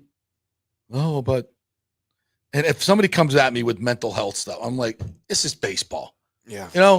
If he's working as a cop or a firefighter or something where it's actually dangerous, where you're risking your life and you have a bad day and something happens and you're going to cry. You get a pass on that. You're playing freaking baseball, bro. You getting paid millions of dollars to play freaking baseball. You're going to cry? No. Please. That's one of the few situations I will not accept a mental health excuse for something like that. Well, and then of course we're gonna we're gonna give Ben Rortvedt. Oh, it's his last day. We'll give him one more at bat. Like, aren't we here to win games? I thought so. I thought that was. He had to have a send off for the fans, though. They'll never see him again unless he's playing for another team. And thank God he didn't have, he just said, yeah, I sucked. It's my own fault. Thank you for that, Ben Rortvedt. He didn't cry. Yeah. I mean, maybe he did when he got home. Yeah, but not dog and his wife was gone. Yeah. And his kids, and his pickup truck. Nah, listen, we have a heart and, it sucks for Ben Rortvedt, but like he said, I got nobody to blame but myself, at least he got the opportunity and not many people do. It was kind of good when he got here, but man, it went south and it's been horrible this year. The fact that he got 2 months on a major league team heading under 100 the entire time. That's insane, man. I can't. Nobody gets that opportunity. Somebody needs to do a 30 for 30 on that. Yeah. Throw that in your catalog, JP. Absolutely. With your Stu 30 for 30. All right. We'll take a quick break here. We're brought to you by Third Generation Plumbing. And they also do AC. Get your unit tipped up in tip-top shape for the summer. ThirdGenerationPlumbing.com is the website. Contact them through there and tell them JP sent you. They do a great job. And by the Golden Diamond Source. Golden Diamond has it going on until the end of May. A few more days. Jump on in here. Trade-in value will double up to $2,500. So they'll give you $5,000 to go shopping for something new. Just bring in your old gold jewelry, your old diamonds, and they will give you the double bump there. $2,500 becomes $5,000. Great opportunity right there at the Golden Diamond Source. Head on over there. Back in 3 with Dave Mishkin. Stay with us. Ciao, Paolo Tini here, owner of Caffè Paradiso, voted number 3 People's Choice Award on Open Table. I want to thank all our loyal family of customers that have been enjoying our great traditional Italian dishes we make from scratch every day. It's a great family story we're proud of. Our family moved from Rimini, Italy in 1984. My dad, Caesar, started Donatello, and that's where I got the start in the restaurant business. I started Caffè Paradiso on South McDill in 1995, and we've been there ever since. From our traditional ossobuco, a veal slow roast for 4 hours, to our daily fresh catch, the Gruppo Paradiso, with a piccata sauce and lobster claw meat, homemade pasta like lasagna, farfalle salchicha, which is a bow tie pasta homemade with fresh sausage. Hold on a minute, JP's favorite. I love it. So come and have a glass of wine with me on South McDill. Get a reservation on Open Table and see all our 5-star reviews. Ciao, see you soon at Paradiso. Going through a medical emergency without health care insurance can cause you to go into crippling debt. In most scenarios, people are forced to either break into their retirement funds or worse, they're forced to file for bankruptcy. The sad truth is that health care insurance is crucial in today's day and age. Look, I get it. Many of you think you're never going to get sick and health insurance is really expensive. Well, we can help you out with that. Depending on your income, we can find great plans and huge discounts. God forbid you get cancer, a car accident. It could literally ruin you financially for life. So make the call and find out. Even though the open enrollment period is over, you may have some qualifying life events that can help you get covered right away. It can be very complicated, a very intimidating process, but we can help. Go to our website and check out all the 5-star reviews about our helpful agents. Go to don'tgouncovered.com or call 800-669-1505. That's 800-669-1505. JP here for Riveters, the official sports bar and grill of the JP Peterson Show. We're located just south of Ray J and Steinbrenner Field, so it's a great pre- and post-game spot, and the happy hour is amazing. Monday through Friday, 3 to 7. Check out these specials. $3 Bud Light drafts, $4 domestic bottles, $5 wells, $6 premium wells, $6 cocktails like margaritas. It's unheard of. And the Riveters food is freshly made daily. No freezers. Happy hour food specials include $3.50 tacos and barbecue sliders. $6 you get edamame or chips with the beer cheese, which is amazing. $8 buffalo chicken dip, my favorite. The truffle fries, chili cheese fries, also $8 at happy hour. As well as other specials throughout the week, including Taco Tuesdays, you get $3 tacos, and Wing Wednesdays, 7 o'clock to 1 a.m. in the morning, you get our amazing wings, 5 for $5 and $5 wells and wines. That's a good Wednesday night.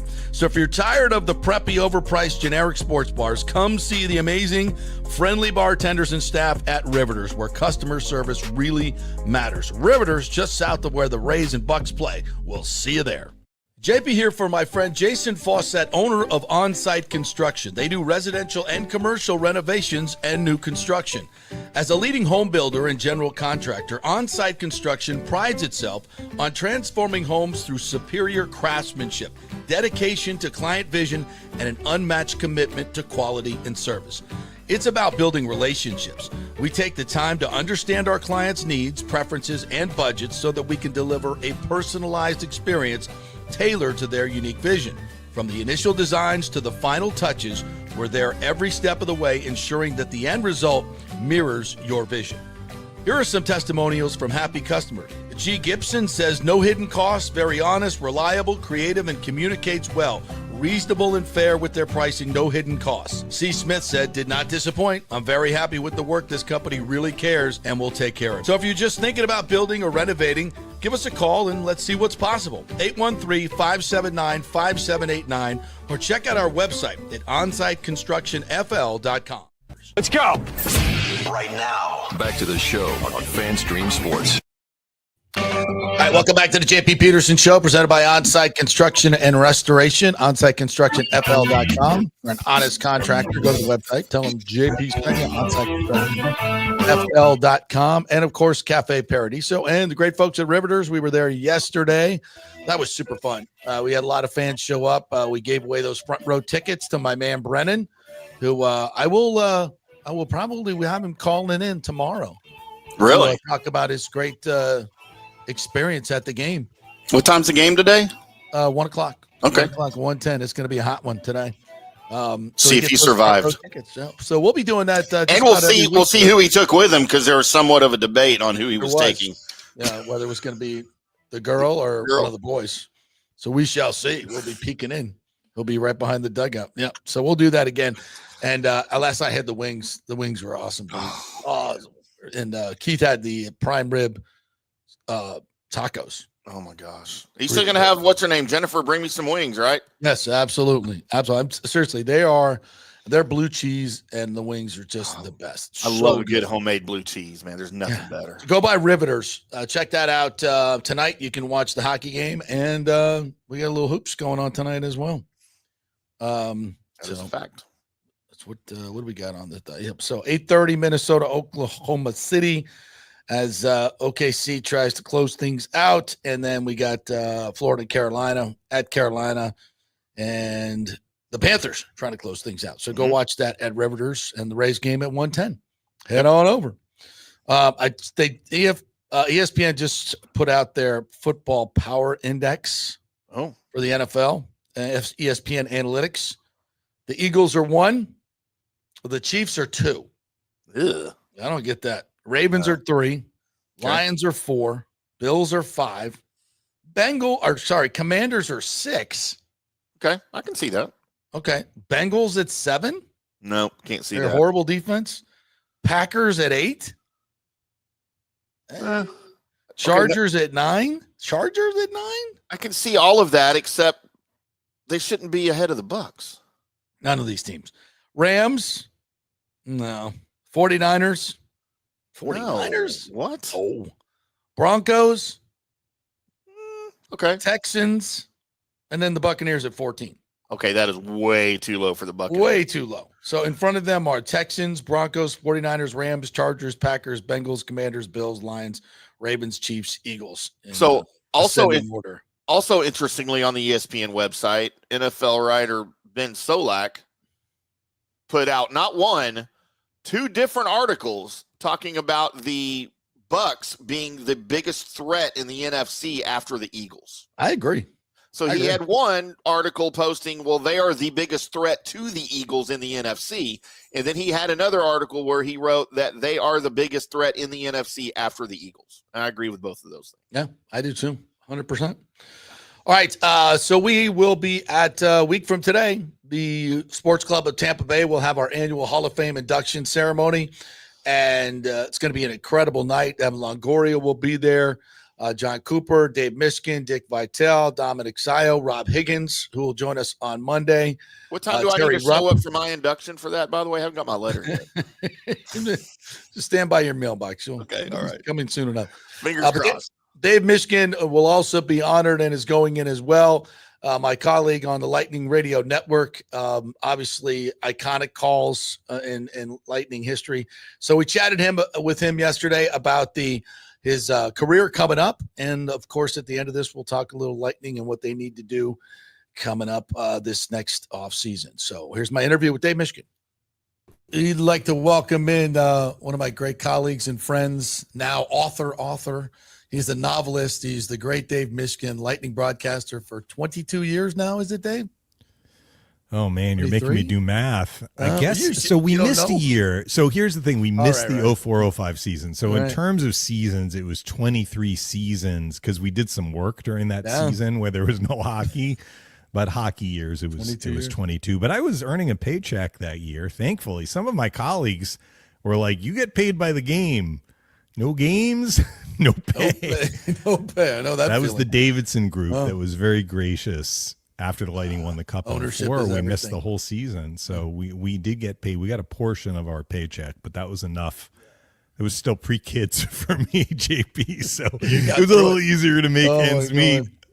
Well, I want to say congratulations and well-deserved as you go into the Sports Club of Tampa Bay Hall of Fame. I'm honored to be able to MC this event next week and just to be able to call you up. And just so you know, I do a little monologue. I was there last year. So, you got I heard your stuff. I'm ready. So you got something coming. I don't know what I haven't written it yet, but you got something. You're gonna not be able to talk about me like you did Aaron Andrews, though. I wasn't like putting on makeup in the dressing room at Channel 8. Like, you don't have those stories to tell. Yeah, that's great. And we appreciate that, by the way. John Cooper will be part of it. We're not sure if he's going to be able to make it or not. He's got some prior engagements, I know. But Tony Dungy is going in as well. I don't want to forget anybody. Dominic Sayo. I think we got the name right. And we got Dick Vitale going in. Rob Higgins is going in. Who am I forgetting? There's Evan Longoria. Evan Longoria. They will be there. So, yeah, I always forget somebody. It's going to be a heck of a night. And we're so thankful that you're part of this class and you're going to be there. So what does it mean to you? I mean, you're far from done. You're far from Peckham. You're not done with your career. So there's a Hall of Fame, lots of them waiting for you. But this might be one of the first big ones and big moments where you're professionally recognized for something that you've done, and you've been such a part of the culture here in Tampa Bay. So what does it feel like? So I'm very honored, and I know not everyone listening to your show is going to be able to hear the speech. So I'm going to share a little bit, probably what I'm going to talk about next week, because this is what I believe. I've been very lucky to find something I love to do and then find someone to pay me to do it. So, I mean, early in my career, I don't even know how many people would have been listening to. Can I say I had a career when I wasn't even being paid, when I was just doing it as an extracurricular activity in college? I mean, we might have had one or two listeners, and it didn't matter to me. I was doing something I loved to do. And when you're talking in front of a microphone to an unseen audience, you have no idea how big or little that audience is. But at least speaking for myself, and I probably speak for you as well, it doesn't change how you approach what you're going to say or how you approach your craft. And so I feel that I've been blessed, honestly, to be able to do something I love to do. So everything else is gravy. It honestly is. Now, there are the realities of life, JP. Like, when I started this, I was really not making much of a salary at all, but it was just me. I was living in Johnstown, Pennsylvania, which is, a small town east of Pittsburgh. The cost of living wasn't as high as it was in bigger cities. This is also going back to the early 90s. Yeah. So the dollar went a little bit farther. But, as I met my wife and we had a family, like, there are parts of life that need to fall into place. And it just so happened, like, I kind of got to the NHL. I had 11 years in the minors, but as I got to the NHL, like, that personal side of things was also getting, I'll just use this word, a little bit more complicated, right? Yes. It wasn't just me anymore. Mm-hmm. So that part did fall into place for me, but I have felt fulfilled in terms of what I've been able to do with my career. So whether it was calling games in the minors, the majors, calling Stanley Cups, calling deep playoff runs, calling memorable moments, all of that is gravy, honestly. And this is just one more element to that. So I'm very honored. I'm thrilled to be going in with the induction class that you mentioned, some true legends there. But that's kind of how I look at it, that I kind of already won. Yeah. If you're looking at it that way, like, yeah. I found a career that was fulfilling for me and been able to do it, my entire professional life. So even without a Hall of Fame induction, Sports Club of Tampa Bay, my level of satisfaction in terms of, how I've built my career wouldn't change one iota. That's awesome. So you started in Johnstown. So was it Hershey? Johnstown for 3 years and then Hershey for 8. Hershey for 8. What are minor league hockey broadcasters doing? Like, what are your remembrances of those days? Well, the job So the job hasn't changed and the job has changed a little bit. What hasn't changed about the job is it's not just broadcasting. That was true when I was in the minors. So really at the NHL level, I broadcast and that's my primary responsibility. We are asked, the collective we, but also Lightning broadcasters are asked to do some other things, but it's primarily do a good job on the broadcast. That's what you're hired to do. Mm-hmm. At the minor league level, because the staffs are so much smaller, the broadcaster in many instances is wearing like 7 hats. Right. What has changed is those hats are a little different now. I mean, social media didn't exist, when I was in the minors. I got the job with Lightning in 2002. So you can imagine what the previous 11 years would have been like in terms of, we had computers, right? Like I produced game notes that were, done on a computer and we printed them out. But the speed of information dissemination was just way, way slower. We had to rely on press releases. So I wrote press releases. They still exist. It's just different now. So I think PR today's, guy too. But I was the PR guy, right? The PR department. Yeah, that's basically it. And I selling advertising. I think that still happens. Selling ads, nice. Yeah, but nowadays, like you really have to be adept with doing video. Probably you have to, build features. The John Franzone, Gabe Marte wing of the Lightning that probably falls into the job description for the minor league broadcaster, and being able to be nimble on social media. I'm not sure if the broadcaster has to do all of that, but I bet there's some of it. Yeah. So that part, like what is done changes, but the fact that you're not only the broadcaster hasn't changed. Right. And so you have to learn to manage your time and understand that for the people who are like, well, I have a broadcast coming tonight, I need to spend 12 hours preparing, like that's just not going to happen, right?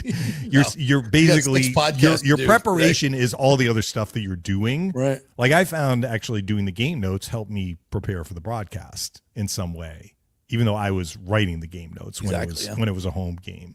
And you're operating usually 3 games on 3 nights in the minor leagues. That hasn't changed. So bus that's rides? with travel, bus rides, absolutely.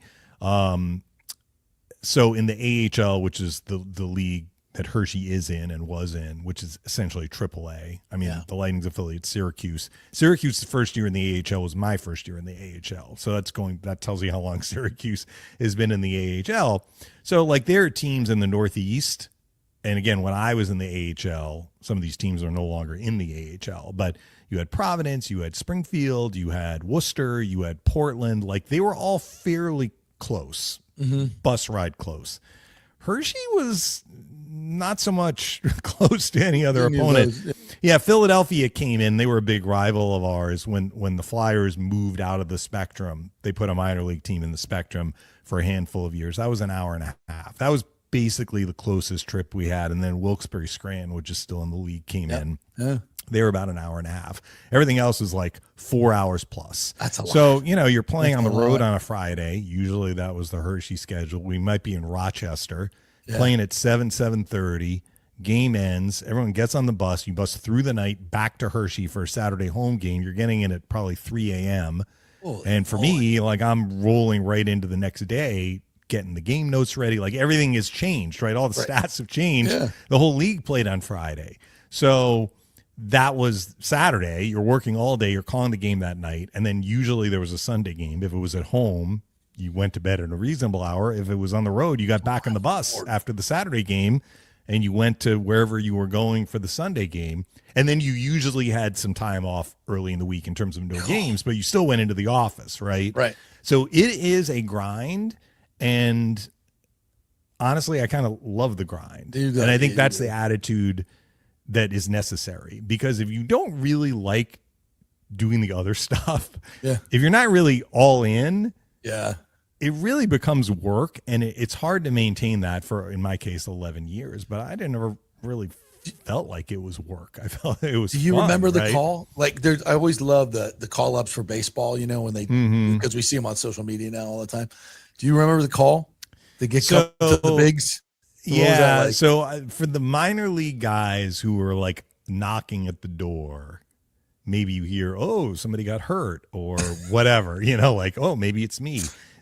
my situation was a little bit different because neither one was completely out of the blue. I knew I was in the running for both. I'm talking about Johnstown to Hershey, right. Hershey to Tampa Bay, because I had an interview in the Hershey case. Hershey was the affiliate of Johnstown my third and final year there, because just like the Lightning are affiliated with Syracuse, Syracuse has an affiliation agreement with Orlando in the ECHL.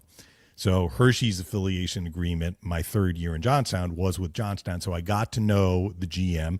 I got to know Jay Feaster, who was that's right. He was actually the GM, and then Doug Yinks was the assistant GM, and then Jay ended up getting promoted, and Doug became the GM. But at the time, Jay Feaster was the GM. I had met both of them because, they had come to watch Johnstown play, and they had an opening, and I knew they had an opening, and they interviewed me. So I knew that I was on the short list, and it seemed likely that I would get the offer, and I did. So I was very, very happy about that. Fast forward 8 years, Jay Feaster is now the GM with the Lightning. And so when John Ollers, who was my predecessor with the Lightning on radio, he was up for the Anaheim TV job. He got that job. He's still in Anaheim doing TV. But while this was kind of coming together potentially for John, Jay Feaster called me and said, get your stuff together. John Ollers may be getting the TV job in Anaheim. So I didn't send it to the director of broadcasting, who at the time was Jason Dixon, who I know you know well from his time here. It went to Jay. So basically, Jay is going into Jason Dixon's like, I think you should give this guy a listen. So yeah, I mean, I knew that I had a pretty good shot at it. But yeah, and then they flew me in for an interview, and they, like, you kind of can see which way the wind is blowing, but it doesn't make it any less thrilling. And for the people who were like, whoa, it's all inside baseball, it's like, let me tell you, there were a lot of jobs that I applied for where I had no shot because I didn't have that connection. Right. And but relationships are important. It's relationships. That's what it is. So there are a lot of demos out there that were just as good as my demo. But what Jay was able to vouch for, first of all, he hired me 8 years earlier. So that counted for something. But even if that person didn't hire you, let's say somebody's calling a Jay Feaster and being like, tell me about this guy that you hired and worked for you. It's less about the broadcast. It's more about all the other stuff that would make an employee important and valuable. Like, does this employee show up on time? Is this employee a team player? Particularly when you're talking about a sports team. Yeah. Is it, me, no high-end team? Like, there are things that you can't get from the demo or from a resume that are important to know, because the last thing anyone in this position that's doing the hire wants to do is go back to the drawing board a year later. Absolutely. So that's where that kind of stuff matters a lot. Yeah. So you get to Tampa, and obviously your style is one that cannot be duplicated. The animated way you call it, and I love the emotion of which you call the games. And I can tell that you are passionate, not only about the game, but very much so about Lightning hockey. And I love that about you. I would imagine a lot of the people that aren't Lightning fans don't. And when you're on the road, and I know there's a lot of open press boxes, and when you go nuts like that, it's usually in a very quiet building. How do you have any stories on how that has played out at all? Have you ever had the issues with other fans? Because I'm sure they could hear you down on the ice when the Lightning score. Yeah. So now a lot of the press boxes in the newer buildings, they're not cookie cutter, because some are closer to the ice, some are farther from the ice, but you do have more separation from the fans in front of you. Like, there's a drop, kind of like an Amalie. I mean, you've seen the press box in Amalie. There is a drop there. But there were some of the older buildings where you're basically right there with the fans, and certainly in the minors that was the case. Yeah. So so it's kind of funny. I have a busy week next week. We have the Hall of Fame event on Wednesday, but then I've actually been invited to the Commodore, which is a comedy club in Ybor City, on Friday to do storytelling. So basically I tell a story, hockey related, and then these improv actors like do bits based on the story. Oh my gosh. Yeah. So it's funny, because I was thinking, well, like, what are my stories going to, so I'm going to do a couple from the book, which, are kind of hockey related. I have one minor league story, but I was like, I should do something with the Lightning. So I had this story. I'm guessing there's not going to be a huge crossover audience, although maybe there is. So if you're listening and you're going to the Commodore, don't ruin the story for the people in the audience. Spoiler alert, right? Yeah, spoiler alert. So the Lightning are playing the Red Wings in 2015 in the playoffs, and they are in trouble in the series. They split the first two in Tampa, and they got suffocated in Game 3 and had just could not generate anything. They're down 2-1. Game 4 is looking just like Game 3. Again, in Detroit, and this is the old Joe Louis Arena, which is it's close quarters. Like the press box is basically just one row up from the top row in front of you. So Game 4, the Lightning are trailing 2-0, and it's fairly late in the third period. And interestingly, it was Luke Glendening. He was kind of the linchpin for this Lightning comeback because he had been in Tyler Johnson's back pocket through those two games. And that line with Johnson, Palat, and Kucherov, which was one of the best lines in the NHL that year, could not really get much going, particularly in Game 3 and then for much of Game 4. So what happened late in Game 4, Glendening gets pulled off the ice in a matching minor situation, which created a 4-on-4, but Johnson was not one of the penalized players. Johnson doesn't have Glendening on him anymore. And the Lightning go boom, boom, and score two quick goals. Johnson scored one, then he set up Palat for the tying goal. So it's 2-2 in like the blink of an eye. Like they snatched this deficit, they took the deficit and it was gone. Like I'm talking like last 4 minutes of the third period. So we get close to overtime and Glendening gets banged up. And so he's not available at the beginning of overtime, and Johnson scores in overtime. You may remember this game. Right, yes. So the Lightning had it was a staggering, shocking comeback and got them to 2-2. They would lose Game 5 at home. They won the last two games in that series. And, you think about what would have happened if the Lightning had lost that series. Yeah. It was John Cooper's second year. They had been swept the year before in the playoffs. And it was kind of I think they were expected to do more. And they did do more that playoff year. But what if the series had gone the other way? How different would history look from 2015 to now? Anyway, it didn't. So Johnson scores in overtime, and I go bananas, right? This Red Wing fan, he has a water bottle. He throws the water bottle at me. It missed, right? Thank God. So there was still liquid in there, and I'm wondering, because it was clear, if to my benefit, it may not have been water in that water bottle. And he may have been celebrating what he was expecting to be a victory until there were 4 minutes left. So yes, sometimes my enthusiasm does not sit well with the fans of other teams. So that was an extreme example, because if I had been on the Detroit side, that would have been a gut punch of a loss. Oh my God, yeah. Yeah. And you're just screaming, go, score! God, that's fantastic. Dave Mishkin joining us here, Lightning broadcaster, going into the Sports Club of Tampa Bay Hall of Fame on Wednesday. That style, where did that generate from? Were there other broadcasters? Yeah, the animated style that which you when you score, when the Lightning score, where did that come from? Is it just totally organic? Was it your first call when you were in Johnstown? That's the way it went? Well, when I started doing it as an extracurricular activity in college, I basically took two tenets into kind of how I wanted to do play-by-play on radio again. Mm-hmm. And a lot of it was born from what I liked listening to and watching when I was a kid. So I was born in New York City, but we moved to suburban Boston when I was still fairly young. My New York sports roots were not deep. Even though those were the first teams that I rooted for. So really, I grew up listening to a lot of the Boston sports announcers, and even with the New York announcers, I liked listening to the team announcers because I felt like they were sharing the emotion that I had. Yes. I liked not all the announcers were necessarily as enthusiastic as the others, even though they were all kind of Boston-based announcers. But I found that I liked it when the announcer for quote unquote my team didn't call it down the middle. So when I started doing it, I'm like, okay, well, that's what I like. So I'm going to do it this way. That was one. And the other was I made a conscious decision. This is unrelated to kind of the decibel level, but on radio, I made a conscious decision to be really, really descriptive. Now, not everyone is descriptive as I choose to be, and this is really personal preference. There's no one right way to do it.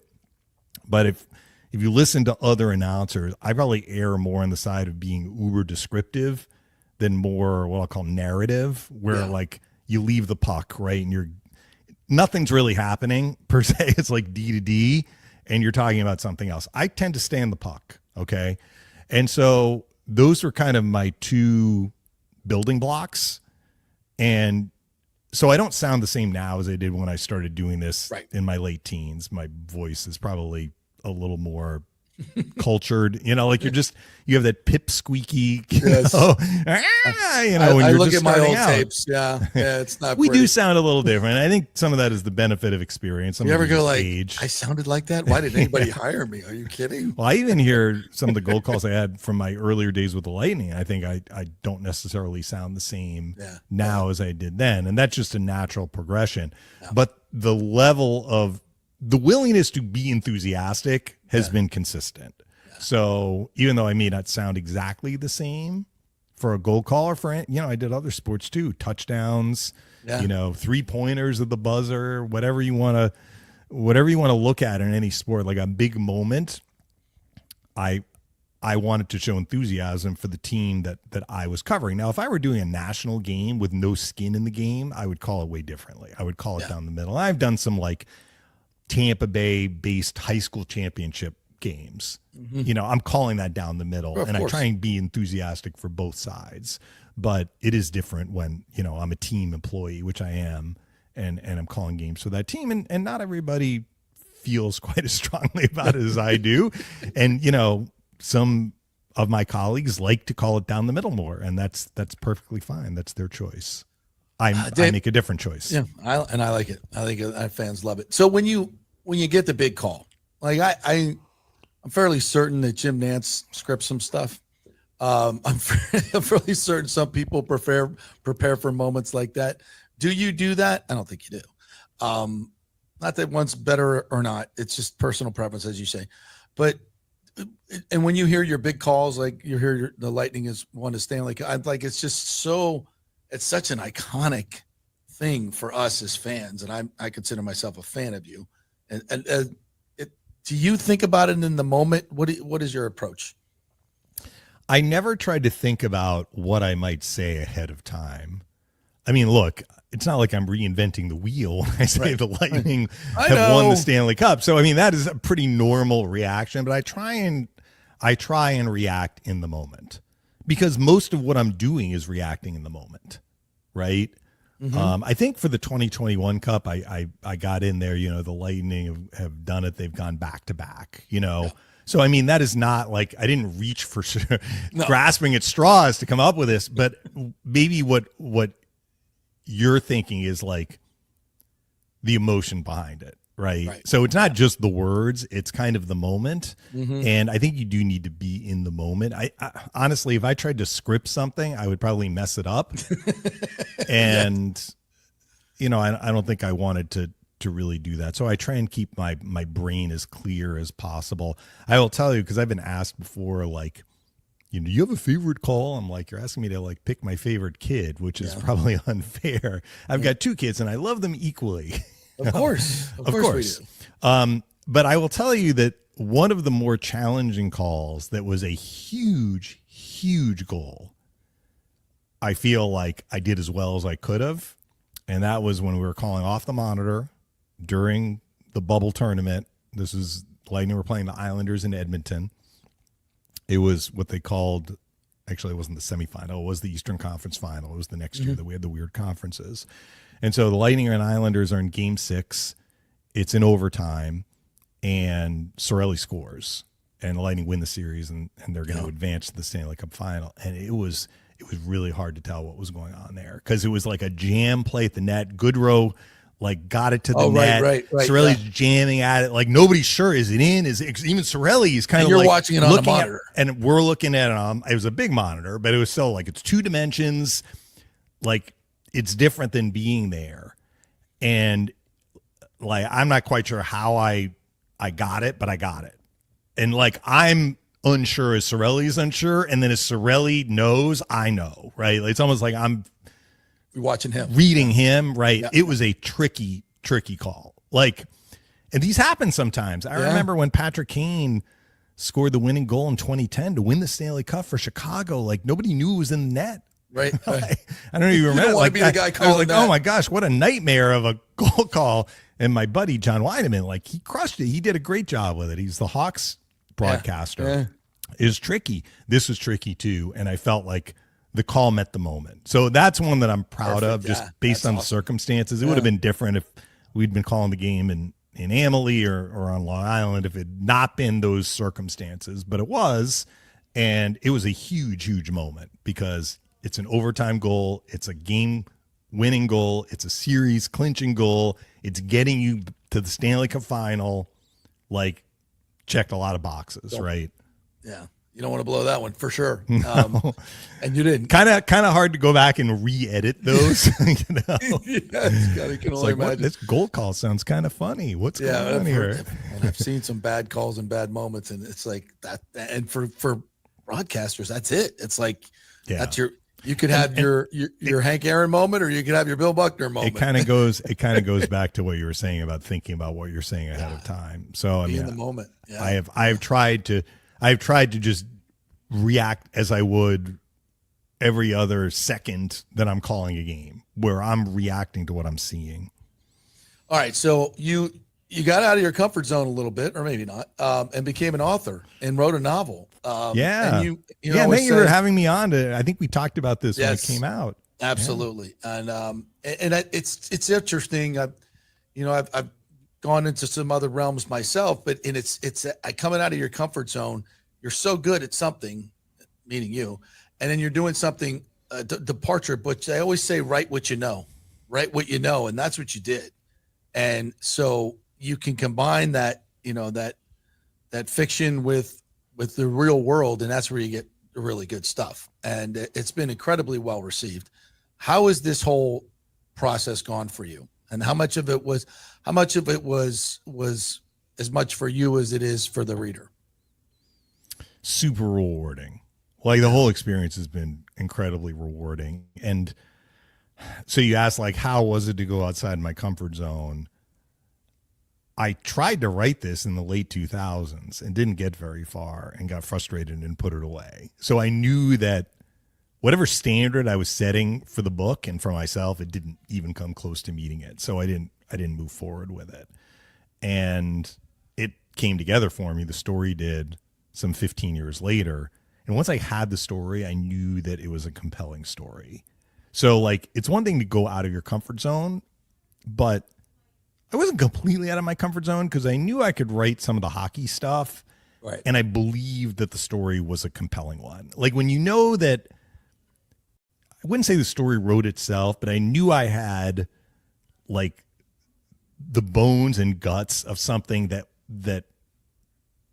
would meet that standard, basically. Yeah. And so once I finished it, I was very, very happy with how it turned out. Now, like broadcasting, like anything else, this is a subjective business. So like, not everyone is going to love this, and you have to go in with your eyes wide open. Not everyone loves me as a broadcaster. So maybe the fact that I've had that as my career helps in a way. So what is the most important audience to yourself? Like, if you are happy with the story, that's kind of like what I was saying about the broadcasting. Like, on some level, I had already won. Now, I could have just chosen not to put it out there, but I felt it was a story that I wanted people to read. So, like, it mattered a lot to me, but it has mattered a lot to me that, the people who have gotten the book, and some people get the book and sit on it for a while, which is something else. Like, this isn't a 15-second YouTube video, right? Like, it's an investment in time. I understand that. So reading isn't for everyone. And I am, by the way, based on some urging I've gotten from people, going to be doing an audio version of this, and I was encouraged to do it myself. So that's one of my summer projects. It may bleed into next season if I time, from a marketing standpoint, timing it wise, I may kind of launch this audio version in the fall. But some people do like listening in their car, right? They don't like picking up a book for whatever reason, but they're in their car. Yeah. They'll listen. So it's I not do just the that a lot, story, yeah, it's the as medium too. Yeah. Not everybody likes to read. Some people who like to read don't like sports at all, even though this really isn't a sports book. They're like, this isn't for me. You understand that. Yeah. But the people who have gotten it, who have read it, and some people get it and sit on it for a while, and I do that too. I don't always read a book I get right away.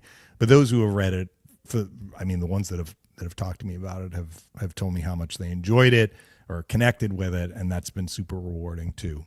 Yeah. All right. I'd love to keep you all day, but I can't do that. Real quick, let's talk a little bit. Let's finish up this season, kind of look to the off season. You and I were talking before this that losing to the Panthers is by no means embarrassing. They are a wagon, and they're proving it as they go through these playoffs. And I thought the Lightning had a fantastic season. And, I heard that after the disappointing loss, there was, we need to trade. I literally had somebody write in my comments, we need to trade Vasilevsky. We need to trade Coop or trade Cooch and get a new coach. Okay, that's the definition of overreaction, my friend. Like, we're okay. We still have a window here. They got an incredible core of these players, and continuity wins in any league.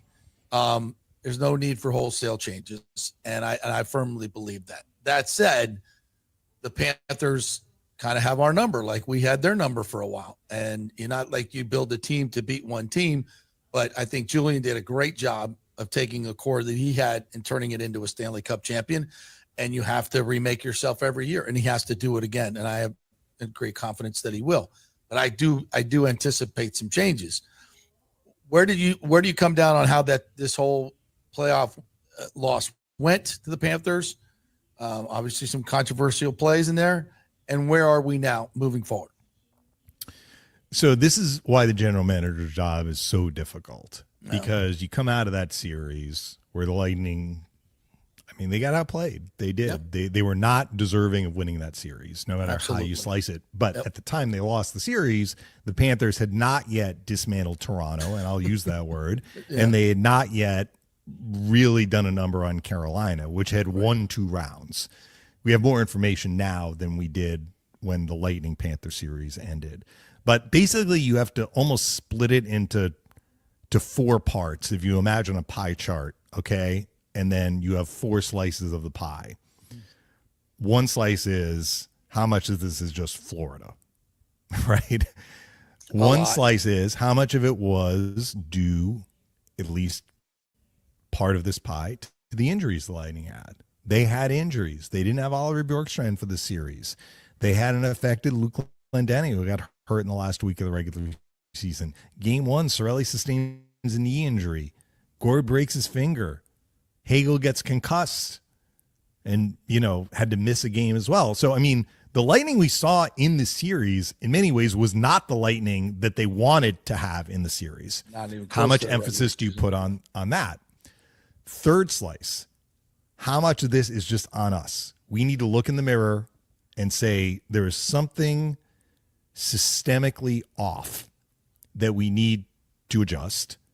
And then the fourth slice is how much is this just as Julian says sometimes, the randomness of hockey. Like we didn't have a great week. We didn't get bounces, which that was part of it too. So I'm not saying that like the look in the mirror part is like 90% and the other 3 provides 10%. It's up to Julian to determine how much emphasis he puts on all of this. And what I got from him, and this is right after the series ended, what I got from him in that press conference, he likes his team. Yeah. So he is putting way more emphasis on what he saw over 6 months and 82 games than what he saw over 8 days and 5 games. Mm-hmm.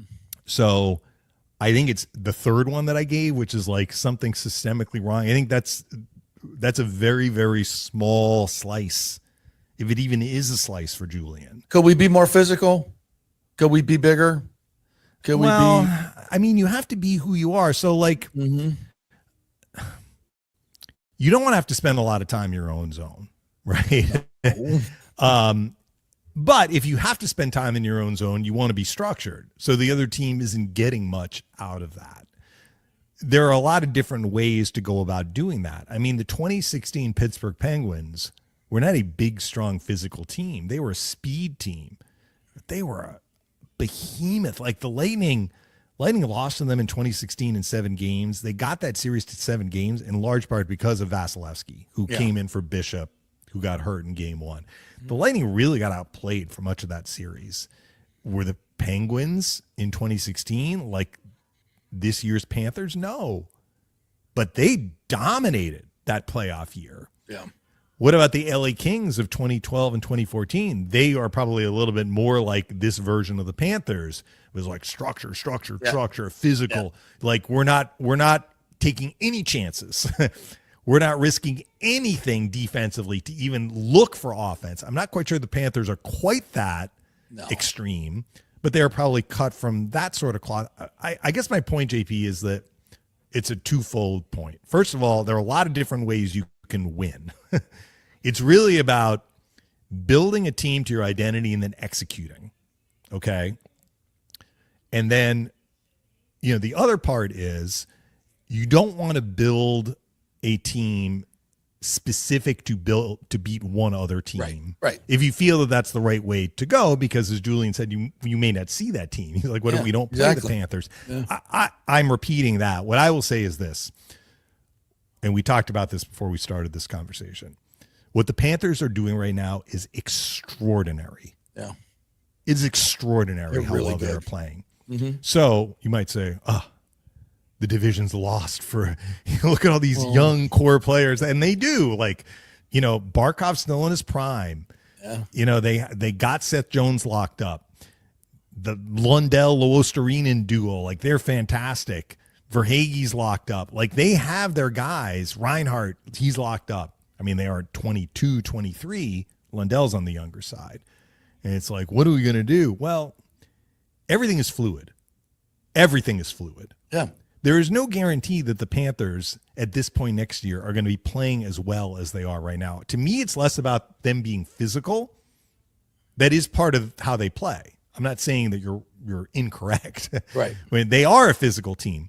But sometimes you can be physical, but if you're not executing, you go for a hit and you get thrown out of position and you're giving up a chance the other way. They are giving up. What is impressive to me is how they are defending. Yeah. It's not that they are physical. They are physical as part of how they are defending. Yeah. But there are other teams that can defend just as well, like the Devils in the 90s with Brodeur defended really, really well. They weren't overly physical, other than Scott Stevens maybe. So I think it's more about finding your identity and playing to it. And what Julian liked about this year's Lightning team is they just gave up fewer scoring chances. Yeah. So the last thing I'll say is this. The Panthers have set a bar very, very high throughout this playoff year, with the exception of the first 2 games against Toronto. I think they've played defensively at basically a championship level through these playoffs to this point. As we speak, they're up 3-1 on Carolina. Mm-hmm. The teams that have been able to beat them in games, other than the first 2 games against Toronto, where I think they had a couple of off games. Other than that, though, we haven't seen that. So I don't think that you can expect that we are going to see that the rest of the way, particularly now that like blood is in the water, right? Like they are close. Yeah. They want this back-to-back that the Lightning got. They want it too. So how do teams beat them? How did the Lightning beat them in Game 3? How did the Maple Leafs beat them in Game 6? How did Carolina beat them in Game 4? You have to match what they are doing defensively, which is very, very hard to do. And if you can match them defensively, then it becomes more of a coin toss. And you aren't gift wrapping chances for them, which is how they are blowing out these teams, because these teams are making egregious mistakes and the Panthers are making them pay for it. When the other team is not making egregious mistakes, we're seeing these 0-0, 1-1 games that are coming down to a play here and there. And the last thing I'll say is this. What I have seen, I think Toronto benefited. Toronto deserves credit for making the plays, but I think Toronto benefited from a Panther team that was not at this level for the first 2 games. Yeah. Okay? Yep. I agree. I don't think Carolina or Toronto defended as well as the Lightning did against the Panthers. I agree. The Lightning had a bad Game 1, and they had a bad Game 5 defensively, but the middle 3 games in that series, the Lightning basically did what I just talked about. Yeah. No, they did. They essentially matched what the Panthers did defensively. Game 2 was a 1-0 game before the empty netter. Mm-hmm. And game 4, I mean, the Lightning didn't see it through to the end, but they played 56 minutes plus of high-level defense, and then they had a breakdown and a bad bounce. Yeah. And they ended up losing that game, and they won game 3. Did Toronto string together 3 games like that defensively against Florida? I don't think so. Maybe 2.5. Did Carolina? Carolina had a really strong defensive game 3. It was 1-1 going into the third period. Then they gave up 1 goal and they completely crumbled, right? Yep. They gave up 5 goals in half a period. It was so unbelievable. Right. So, I mean, that one, they had 2 good periods and then they had a horrendous third. So, look, I mean, from that standpoint, like the path forward for the Lightning, we learned this last summer. The path forward for the Lightning to get back to championship level is what they are doing with their defensive play, their net. How many scoring chances are they allowing? They improved drastically they did. In that department this year. They ran into a juggernaut. Yeah. There is no guarantee that this juggernaut is going to stay a juggernaut at this level next year. History tells us that doesn't happen. It usually doesn't. They may still be, like, they're still going to be a terrific team, and it's going to be hard to knock them off. But I don't know that we're going to see any team play at the level the Panthers have played at through this playoff year so far. And so if you're Lightning, like, this is the last thing I'll say on this, Julian, and this is a very effective cautionary tale. I'm not as close to this situation as some other people are. Jay Richards, a big Rangers fan, so he could probably speak about this more intelligently. But remember, the Rangers won the President's Trophy the year before last. They won 2 rounds. They lost to the Panthers in 6 games. They were up 2-1 in an overtime in game 4. They could have been up 3-1 in that series. They were close. Yeah. They were close to beating the Panthers last year. Instead, they lose. And it wasn't only that they lost that series, but think about the major changes that were made. Like, the fans' reaction a lot of times, and this is a normal reaction, is like, we lost. Something's wrong. We need to change things up. Yeah. The fan that you talked about with the recommendations. So the Rangers in some ways did that. Like, yeah, they did. They moved their captain, Jacob Trouba. They moved Capo Caco. They moved Hedel. You know, they moved Ryan Lindgren, who I really like as a defenseman. I think some of the players they got in were like, JT Miller is going to help their team. Like, I like JT Miller as a player, but look what happened to their team this year. Yeah, exactly. They missed the playoffs. Yeah. They went from the President's Trophy to missing the playoffs. Mm-hmm. Now, how much of that was due to the fact that management kind of reacted like something's wrong here? Yeah, or just something's wrong here and we need to make changes. And sometimes making changes is not the answer. It makes things worse. Listen to the fans. You'll be sitting with them soon enough. That's what they say. Well, Mish, you awesome can say that. I am not saying that. Listen, man, thank you so much for taking the time. I'm looking forward to bringing you to the stage for the Hall of Fame, and you're so well deserved. You're such a part of the fabric of this this great Tampa Bay community we live in. It's well deserved, and can't wait to honor you on Wednesday night. Thanks, partner. Thanks, Appreciate JP. It.